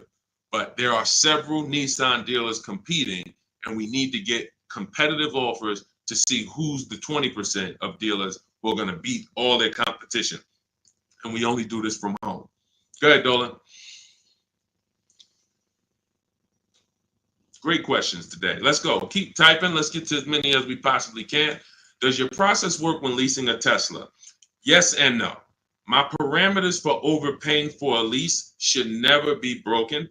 They're based off the 1% rule. So how did we come up with the 1.5% rule for knowing bad lease deals? We had to look at what a great lease deal was. And the 1% rule has been around since way before I started leasing cars. So you take the MSRP of the vehicle, the total MSRP, you type that in, and you multiply the total MSRP by 1%. And if your lease payment with no money down is under that, you stole the vehicle. It's a steal. I call it a steal. So we have 3 different ways we look at leases: a steal, a deal, and when it's time to chill. Very simple. A steal is 1% or less. So what does a 1% look like in real life? Look at somebody like Greg. Greg leases his $56,000 Kia EV6 Win, $527 a month. No money down, 12,000 miles per year. Now you can adjust this miles. You can get 15,000, 18,000, 25,000. But the way we shop is based on 12,000 miles per year. That's how we judge the 1% rule. So another 1% deal, less than that. You know, Zafrina uses our strategies, uses what's in my book. She puts the dealers against each other. She gets multiple offers. You can see she used all the scripts, my email scripts. We don't talk. She gets $579 a month on this $65,000 Jeep Grand Cherokee. You look at somebody like, where is Rosalie? Rosalie Ansley is another 1% lease deal. 2024 Infinity truck, $58,000, $554 a month, no money down, right under 1%. And he's driving something he likes. This was a vehicle he got for his father a couple days ago. So this is a 1% lease. So now we say, when I started telling people about leases in my videos, I knew people were going to go out and get bad lease deals because they just literally don't know how to make people bid, and they're just going in trying to negotiate, not realizing a lease is going to look better than a purchase. The only people who really say a lease is the same are people who really are overpaying for their leases, because they'll say, wow, the dealership told me to shine that with their lease deal, it'd be better if I just buy it because it's about the same price. That means they're offering you a horrible lease deal. That dealership is running a horrible lease deal, and they want to try to talk people into buying. But normally a lease, when you look at like these deals, is, you know, these are hundreds of dollars less per month than they would be to purchase, hundreds less. So now we say, well, how do we know a bad lease deal? You're paying too much money for a car you're giving back. It's very simple. A bad lease deal is just that. You're paying too much money for a car or vehicle you are giving back in 3 years. That's another reason we don't do 4-year leases at all. Because when you add up all the payments, you look and say, wow, I leased a $40,000 vehicle and I paid $28,000 for that vehicle over 4 years. Then I gave it back to them. You paid off almost the whole vehicle and then gave it back to them. That's why 4-year leases are horrible. But you're only judging your lease value by how much you're paying over time and how much did it cost me to drive that $40,000 vehicle for 3 years. Did it cost me $13,000 to drive it over 3 years? $17,000 to drive it over 3 years? $20,000 to drive it over 3 years? What did it cost me? And that's what the 1% rule is basing it off of. If you're looking at a $40,000 vehicle, you get a payment of $400 per month. It costs you 400 times 36, cost you $14,000 to drive a $40,000 vehicle over 3 years. That's much less than the normal depreciation of that vehicle. So we go up to 1.5%. So 1.5%, anything above that, you're paying too much for a vehicle that you're giving back. There's no value in leasing that vehicle. And when you compare it to other vehicles, because every vehicle has a different lease program, there's so many other vehicles you can lease and get a lot more value, drive a whole lot more car MSRP wise, and have the same amount of money coming out of your bank account. So that's why the 1.5% rule is our anchor for overpaying. And even though Tesla does not negotiate, Quintiel, because this is all to answer your question, Tesla does not negotiate. You order your car, they have a one price system. When you do your lease for 12,000 miles per year, no money, just giving them first month's payment. You divide that into the MSRP of the Tesla. Is it under 1.5? So I don't care that Tesla. So Tesla doesn't allow us to make dealers bid against each other because every Tesla is going to be the same price from California to New Zealand to New Hampshire to Connecticut. They're the same price. So what we have to say is the lease program good that Tesla is offering? And if I divide my monthly payment into my MSRP and it's under 1.5, closer to 1 the better, the lower the better. But we need to judge that. That's how we would judge that. So when that's the part of our process that would still be applicable when leasing a Tesla. And if you have a vehicle you're replacing, or when that vehicle is up, our system for selling leases, assessing our equity is still applicable because we don't return a lease without checking equity. This is step 2 in my process. If you have a lease, or if you have ever at any point in your life dropped off a lease to a dealership without checking for equity, type me in the comments. Type me in the comments. If you have returned a lease and you did not assess your equity, and matter of fact, I know there's a lot, you might be like, Deshone, I didn't even know you could sell a lease. If you didn't know you could sell a lease, just type a question mark. I didn't even know it was even possible for me to sell a lease, much less turn around and have a process for how I sell it or how I analyze. Okay, Faith, I see. I never done that. Dwayne Castro, me. Okay, perfect. So what we do is, this is step 2 in our process.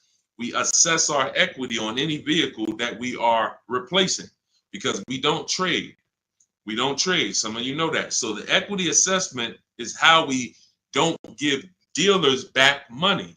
So if your car on the market is worth $19,000 and you go drop it back to a dealership, but they could buy that car for $16,000, now you just lost $3,000 of equity because they're going to buy that vehicle and they're going to resell it based on a market value of 19. So what we do is we make sure before we return any lease, we are checking the market value, getting 6 offers to see if is the price that a dealer can buy our lease for, is that a price that is that a price that's higher than our is our market value higher than the market? Let me break it down like this. Let's say the dealer buyout price is $19,000, but your highest offer market-wise is $24,000. That means you have $4,000 to $5,000 of equity that we could cash out, let CarMax, Driveway, Carvana, Kelly Blue Book Instant Cash Offer, Auto Nation, Car Gurus, one of these buyers that we use, this is all in my book. This is step 2. We get these online bids. We're going to let them buy the vehicle and then we'll make $3,000, $4,000, $5,000 once we sell it to them. And I've helped hundreds of people do this. There's several videos on my pages where you can see people that are commenting, man, I use your strategies. I made 7,000, 8,000, 10,000, especially during the pandemic, because every vehicle was worth $7,000 to $12,000 more than it's worth today, more than it would be worth in a real market. And I told people for 2 years straight, once I started talking about this, I said, listen, cash out now. If you have a vehicle, cash out. We help people cash out $5,000, $7,000, $10,000, $12,000, put that money in their bank, release or rebuy below market. And some people can say they capitalize on a once in a lifetime market that none of us have ever seen before. Strictly based on the equity assessment. This is all in my digital book. This is, if you're like Deshone, I don't even want to remember half this stuff. I'm not going to remember it. You can get my entire blueprint that teaches everything about below market leases, below market purchases, below market new cars, used cars, making banks bid, equity assessment, selling leases. All of that is in my book step by step. And you can get your copy for 75% off for 30 minutes only. It's my welcome offer to you. I want to give you incentive to get the book now so you can pay less, 75% off. In my TikTok bio, go to that picture of me, go to the Instagram bio, click that link, click the button that says 75% off new book. Get your copy. Make sure you screenshot the thank you page. If you're on YouTube, your 75% off link is in the comments. Facebook, it's in the comments, but it's only for 30 minutes. After that, the price does go back up to $97, which is worth every penny, but $24 is better. So go get your book and then come back to the show. Go ahead, Dolan. Great question so far. Let's keep going.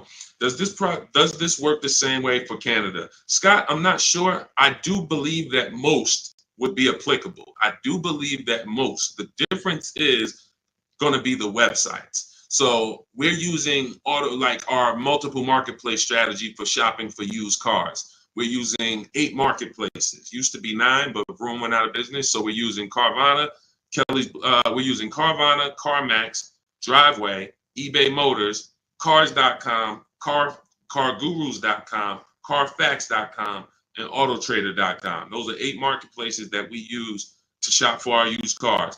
I don't know if they're the same in Canada. I don't know if they're different. When we're shopping for our new cars, we use what I call, what's in my books, it's in step 5, it's called the 25 to 5 strategy.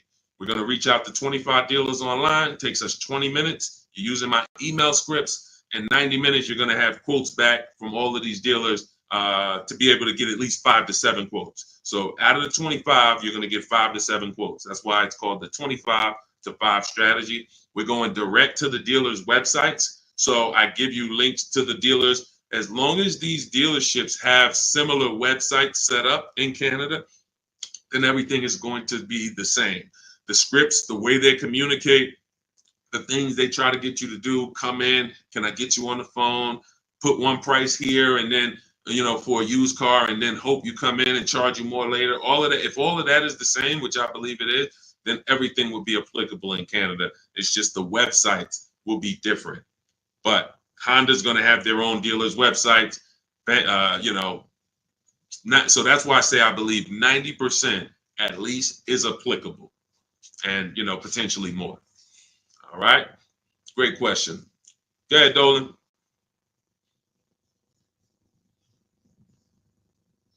I have the book. Great job, and make sure you guys send me your emails, just like Tiffany did.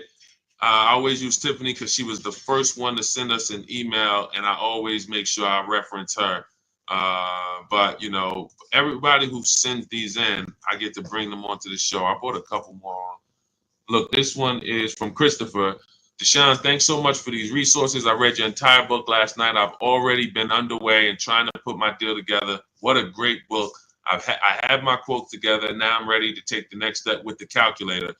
I'm a big fan of your channel and your resources. So I have calculators in the book that I invented. We have 5 different custom calculators: perfect budget calculator, lease counter offer calculator, purchase counter offer calculators, true value calculator for when we do used cars.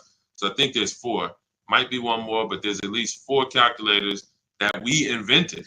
That these, you can't find these anywhere on Google. I literally wrote the code, and so that's what he's talking about when he talks about the actual calculators that are in there for you guys. So yeah, send me all your details. I love reading stories like that. Okay, Stos, what if I have a 600 credit score? How much is that lease deal that they're going to give me going to go up by? It's a great question. So if you are not in a position to lease because you won't qualify for a lower tier approval, a tier 1 approval, which is basically the best offer. Most leases are they're offering the lease based on tier 1 approval, which you don't need to have perfect credit for. That's not a super tier approval. That's not A1. There's tier 1 and then there's tier A1. So A1 is going to be a super tier, which is usually applicable on limited inventory cars. It's not important, but most vehicles, they're going by tier 1. And so most people can qualify for tier 1 with a good credit profile. But if you don't get tier 1, the payments can go up significantly. If you get tier 3, tier 5, some banks have 6 tiers. So the payment can go up by $100, $150. That's why we always have backup offers. So in case someone tells us, hey, your payment's going up by $80, we go to our backup offer. We give them a chance to actually see are they lying to us? Are they just trying to take a shot at us? Because sometimes they are, sometimes they're not. But if I can't qualify for a lease, what I'm doing is buying what I call in my book a smart card. This stands for saving money at the right time. Saving money at the right time. It's not the little smart cards that you may be familiar with. What I'm doing is setting myself up to lease. So I'm going to go get the least expensive car that I can get a loan on. That is the goal of a smart car, to have the least expensive quality car. It must last. Car cannot be breaking down. It's the least expensive quality car that I can get a loan on. $10,000 loan, $12,000 loan. So now I'm going to get the smallest car that I can get, maybe like a Hyundai Elantra or something that was like 24, 25,000 new. And I'm looking to get it around 10,000. So it doesn't have to be too old. Now I'm getting that vehicle. I'm going to drive that vehicle for 2 years, establish a payment history. My payment should be no more than $250 a month. You're talking about a $10,000 loan. So now I got an easily manageable payment. I got a car that is dependable. I trade out of that into a lease in 2 years. But what some people do, which is what I don't recommend you do, when you're trying to qualify for a lease, that should be the goal. It should be, I'm buying this vehicle right now that I'm getting is going to set me up for my lease in 2 years. Now, some people will go, I just got to have what I want now. And they'll go and they'll get the Dodge Charger with the Hemi engine, or they want but they know that, all right, I'm going to go and get a $25,000 vehicle. But because you have a low credit score, you're going to pay 18, 20, 25% interest. So now when you go to replace that, first of all, in 2 years, you got to make it to 2 years with a high payment, a car that most likely wasn't a quality car, because you're stretching. When I say you're stretching, if you're trying to get a $25,000 Dodge Hellcat, that vehicle probably has 80,000 miles on it, no warranty. So you're getting you're not getting a quality one.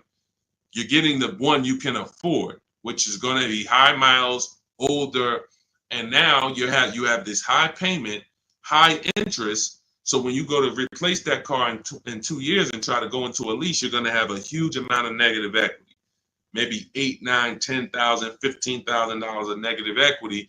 So when you try to go into that lease, you're not going to even be able to make the lease make sense, because you're bringing all this negative equity over from the old car. So that's why I say you discipline yourself. You drive something, least expensive car, because you're building. You're building. We haven't earned the right to get what we want, but if I discipline myself for 2 years, drive a vehicle that is the least expensive, reliable vehicle that'll do the job for me, 2 years down the road, I got 2 years of payment history. I traded out of that into my new lease, and I'm driving a brand new car from that point on. That's the plan if I didn't have good credit, but I knew I need to get to the point where I could lease. That's exactly what I would do. All right, great question. Go ahead, Dolan. Scott Johnson hold on. Ahmed, the payment includes money factor and taxes. So what part of the lease is too much? It's too much based on the total amount for a vehicle you're not going to own. So when I leased my $35,000 Jeep Grand Cherokee, I got it for $330 a month. This was in 2018. So 2018, I paid $330 a month, and then I drove off. It was a 39-month lease. So over 39 months, I paid $12,870 for a $35,000 vehicle. Plus taxes and fees, it would have been probably $39,000. So $12,000 it cost, $12,870 it cost me. When you are leasing, the only thing you are considering is how much does it cost me to drive this vehicle over 3 years. The lower, the better. And that's how I look at cars, and that's how I teach all people who do cars from home, all the cars from home insiders, look at leases and say it's a value play. That $40,000 vehicle, what's the below market lease on that? We get below market leases by making dealers bid. That's what the whole cars. That's a huge part of what the cars from home system is. You're not going to get the below market deal negotiated because you don't know what the market is. 80% of dealers are overpriced. So 4 out of 5 dealers are not going to give you a below market offer. They're going to hold more profit. They'll give you a discount, but they're not going to beat all their competition and give you the biggest discount. That's why we get multiple offers. Once we look at the below market lease, we can determine how much we're paying for this vehicle over a 3-year period. And the lower the better. Because again, we're comparing it to the 1% rule. So the 1% rule has been around. It's literally, I'm driving new vehicles for cents on the dollar. A 1% lease, $400 a month for a $40,000 car, no money down. The same $40,000 car would be $800 a month to buy, based on the fact we know every $5,000 is $100 a month. So $40,000 on a vehicle, that would be $800 a month. That's not including taxes. So you're talking $800 a month, $850 a month to buy a $40,000 vehicle on a 5-year loan. A 1% lease is $400 a month. So we're always judging the lease by how much am I giving them over a 3-year period to drive this vehicle.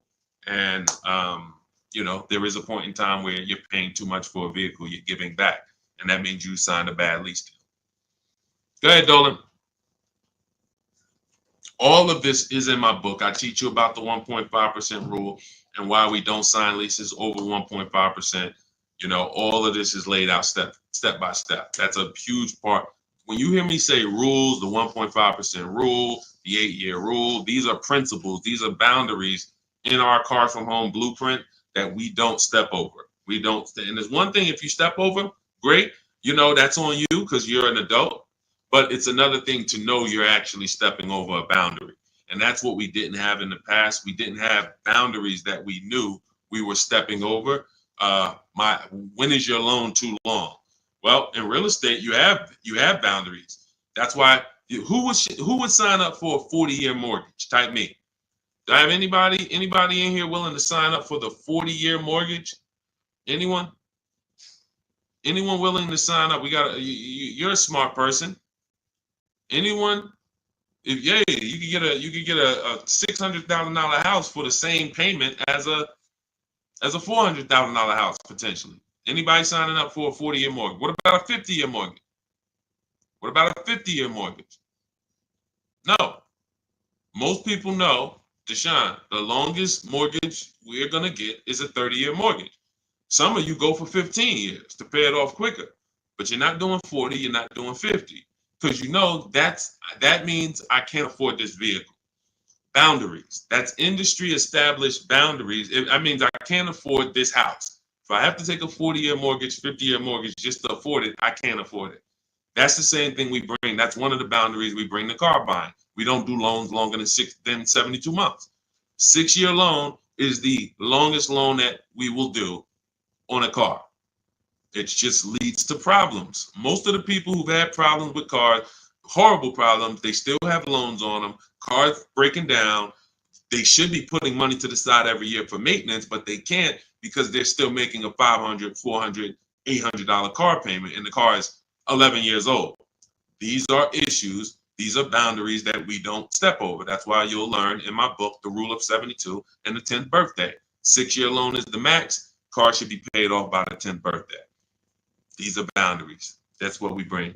Deion Harvey, would you pay 16 for a Mercedes Benz with 113,000 miles? No, unless you can pay cash for it, you most likely are going to end up in a tough position, and I'll tell you why. If you can pay cash for it, then you can put away money for the maintenance and for the upkeep. When I sold Mercedes, and I sold them for 5 years, the people who I would literally run into that were in tears were people who the service department told, you have a $4,000 repair, plus you need brakes, plus you need an oil change. So oil change on the Mercedes is $200.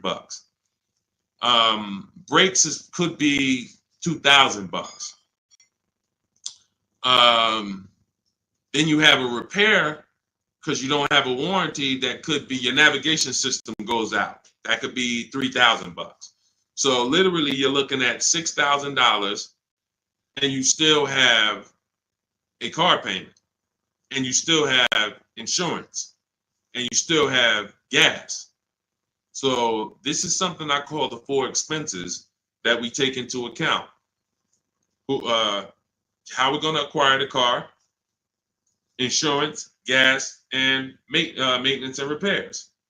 So these are the 4 expenses. And what gets people with Mercedes, BMWs, Range Rovers, Porsche, anything that's expensive to maintain and repair is nothing when something breaks, nothing costs $100. So it's not that they can't afford it. They can't afford to do that and make their car payment. So that's why I said, if you're going to pay cash for the 16 Mercedes and you've screened down title, history, service records, accident history, and then you've done a market assessment, this is all stuff I teach you to do step by step in my book when we're buying a used car, then you can pay cash for it. But if you can't pay cash for at this point, 8-year-old car with 113,000 miles on it, then you really can't afford that car. Go ahead, Dolan.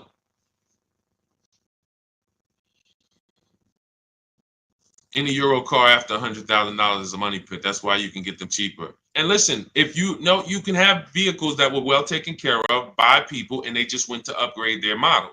There are plenty of people who baby their cars, their BMWs, their Porsche. They've done all the maintenance. Now they get to 100,000 miles. They might have had it for 8 years and they're ready to sell it.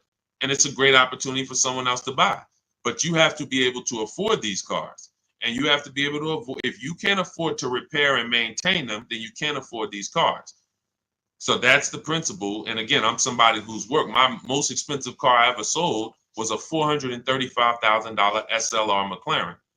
So I've had plenty of people who had, $200,000 Maybachs and, $180,000 S63s. Like, there are principles of affordability that safe people, conservative people follow to make sure they're not getting in trouble buying these expensive vehicles. And then there's people who don't have these principles and they're buying less expensive vehicles, lack of quality, and they're basically shoehorning their way into the vehicle with a loan, but they can't afford the vehicle because they can't afford to maintain it. And they can't afford to pay it off in time before things really start going wrong. If I got a paid off Mercedes or paid off Range Rover, but I'm putting, I was paying $700 a month to buy it, but now it's paid off. So now I put $300 a month to the side in an emergency fund. So when something breaks, I go to my emergency fund. Okay, my car needs this, my car needs that, but I'm not making a car payment anymore, so I can afford the maintenance. Problem is, when you're making a car payment and things start breaking, that's the problem. That's what we want to stay away from. So Ron, I have to turn in my 2022 Kia EV 425. Don't want to buy it, but my buyer's 21, worth only 15 right now. So 425 a month on a $41,000 car, good deal. It sounds like it, but we don't know if that was the best deal, and that's the problem. Sounds like it. It's a 1% lease, 425. If you put no money down, and you literally just signed the deal for 425, gave that to them and drove off at 425 a month, then that's close to a 1% lease. And that's but we don't know if that was the best. And I'll give you an example. So Zafrina was shopping for a Jeep Grand Cherokee. She had one coming off lease. She ran her equity assessment just like you. It was no equity in it, so that means she's just going to return it. If there's no equity in the lease, we just return it. When it's done, we start shopping for our lease, just like normal. Once we make our last payment, we get out, we start shopping using our system. Now we get our offers. She gets offers on this Jeep Grand Cherokee Limited, and she said it was about 1.2%, which is a solid deal. I mean, 1.2%. Great value lease. But she said that the dealer who won the bid, who she was about to choose, said that she was coming out of a 1% lease that I had helped her get going back to 2021, right before the pandemic, maybe 2020. She was coming out of a 1% lease. So she was really trying to get back to a 1% lease, not go up to 1.2. So the dealer said, this other vehicle I have, this electric one, I could get you to 1% on that. So she asked in our group, because this is people who shop with Deshone. If you want to shop with Deshone, if you want to learn, depends on how you learn. Go to my same bio and you'll see buttons that says, see if you qualify, shop with Deshone. But I do work with people who want to actually shop in a different way. Blueprint is for people who like blueprints. If you are a blueprint person, Deshone, give me the blueprint. That is my Cars from Home book. It's the ultimate blueprint to below market deals. That's why I show all of these people who actually used it and wrote about it, and you can read the reviews on it. But when you see these Facebook posts, these are people who have been working with me and in my private program. But anyway, let's get to the point. She now says, should I take the 1% on the different vehicle? I said, you got to you have to reach out to all the dealers that emailed you about the original Jeep Grand Cherokee and now give them a shot, because now that guy might be offering you 1%, but you don't know, is that the best deal? Just because he was going to give you the best deal on the normal version, he beat everyone else. That does not mean he's giving you the best on this electric version. He could be using this as an opportunity to make a little more money on you. So she connects, sends out my scripts. We have this contact script, very simple to use, copy and paste. She sends it out on the electric version. The winning bid comes in at $579 a month, which ends up being a 0.88% lease. So yes, when we look at a 1% lease, we might say, hey, when you're asking, hey, this was a 1% lease, was that a good deal? Yes, it is a good deal. Yes, it is a steal. 1% is a steal. Does it mean 405 was not available on this vehicle? No. Does it mean 395 wasn't available on this $41,000 vehicle you got? No. And there's no way for us to know that unless you followed our process and you know there was no better offer than this offer. That's when you know. And that's all we care about. We want to guarantee we got the below market lease. We want to guarantee we saved all the money and got the below market discount on the purchase. We want to guarantee that on our used car that we're buying, we got the below market price. And that was the least expensive option within 100 miles of me, 150 miles of me. That's what we roll. And that's the Cars from Home system. So everything in this stream is sponsored in my new digital book. This is not, I don't wing it. And the beautiful thing about what you're going to do with Cars from Home is you're no longer going to be winging the process.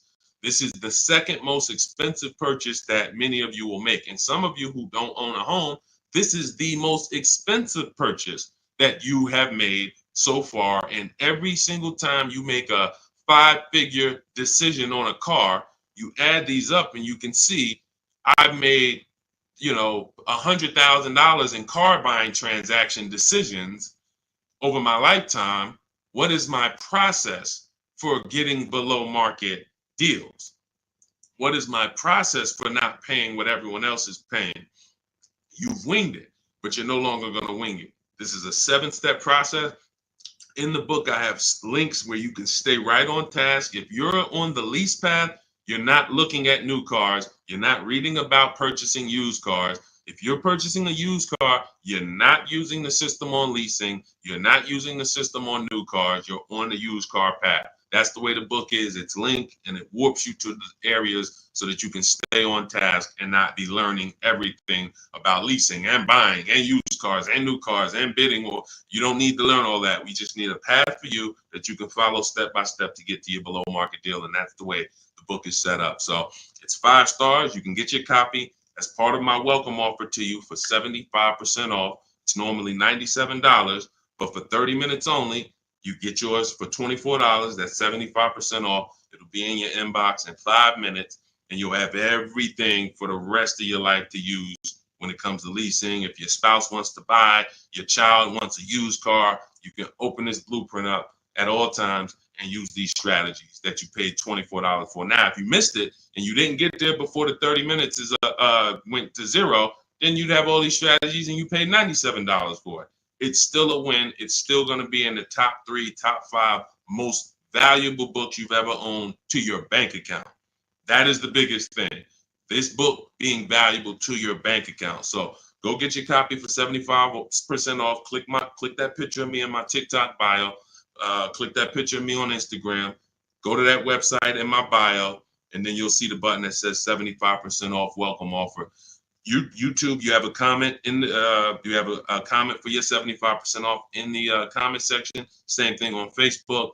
Get there, use it. Make sure you send me all of your deals. Email me with your deals. Every time you make a deal, I want to see it. Deshone, look at this deal.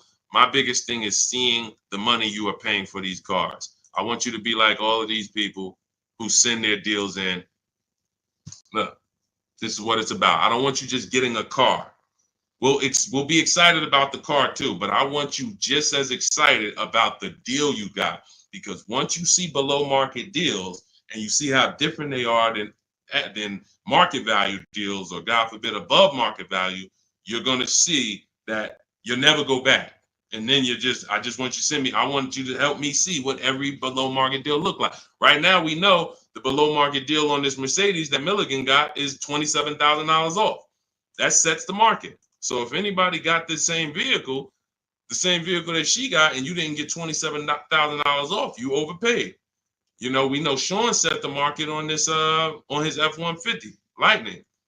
Some deals are, look, Kimberly set the market on this Maserati Greco that she got earlier this year. She said, look, it was $20,700 off. They gave her sitting at home, getting a bid, a brand new, never before owned. She's the first owner.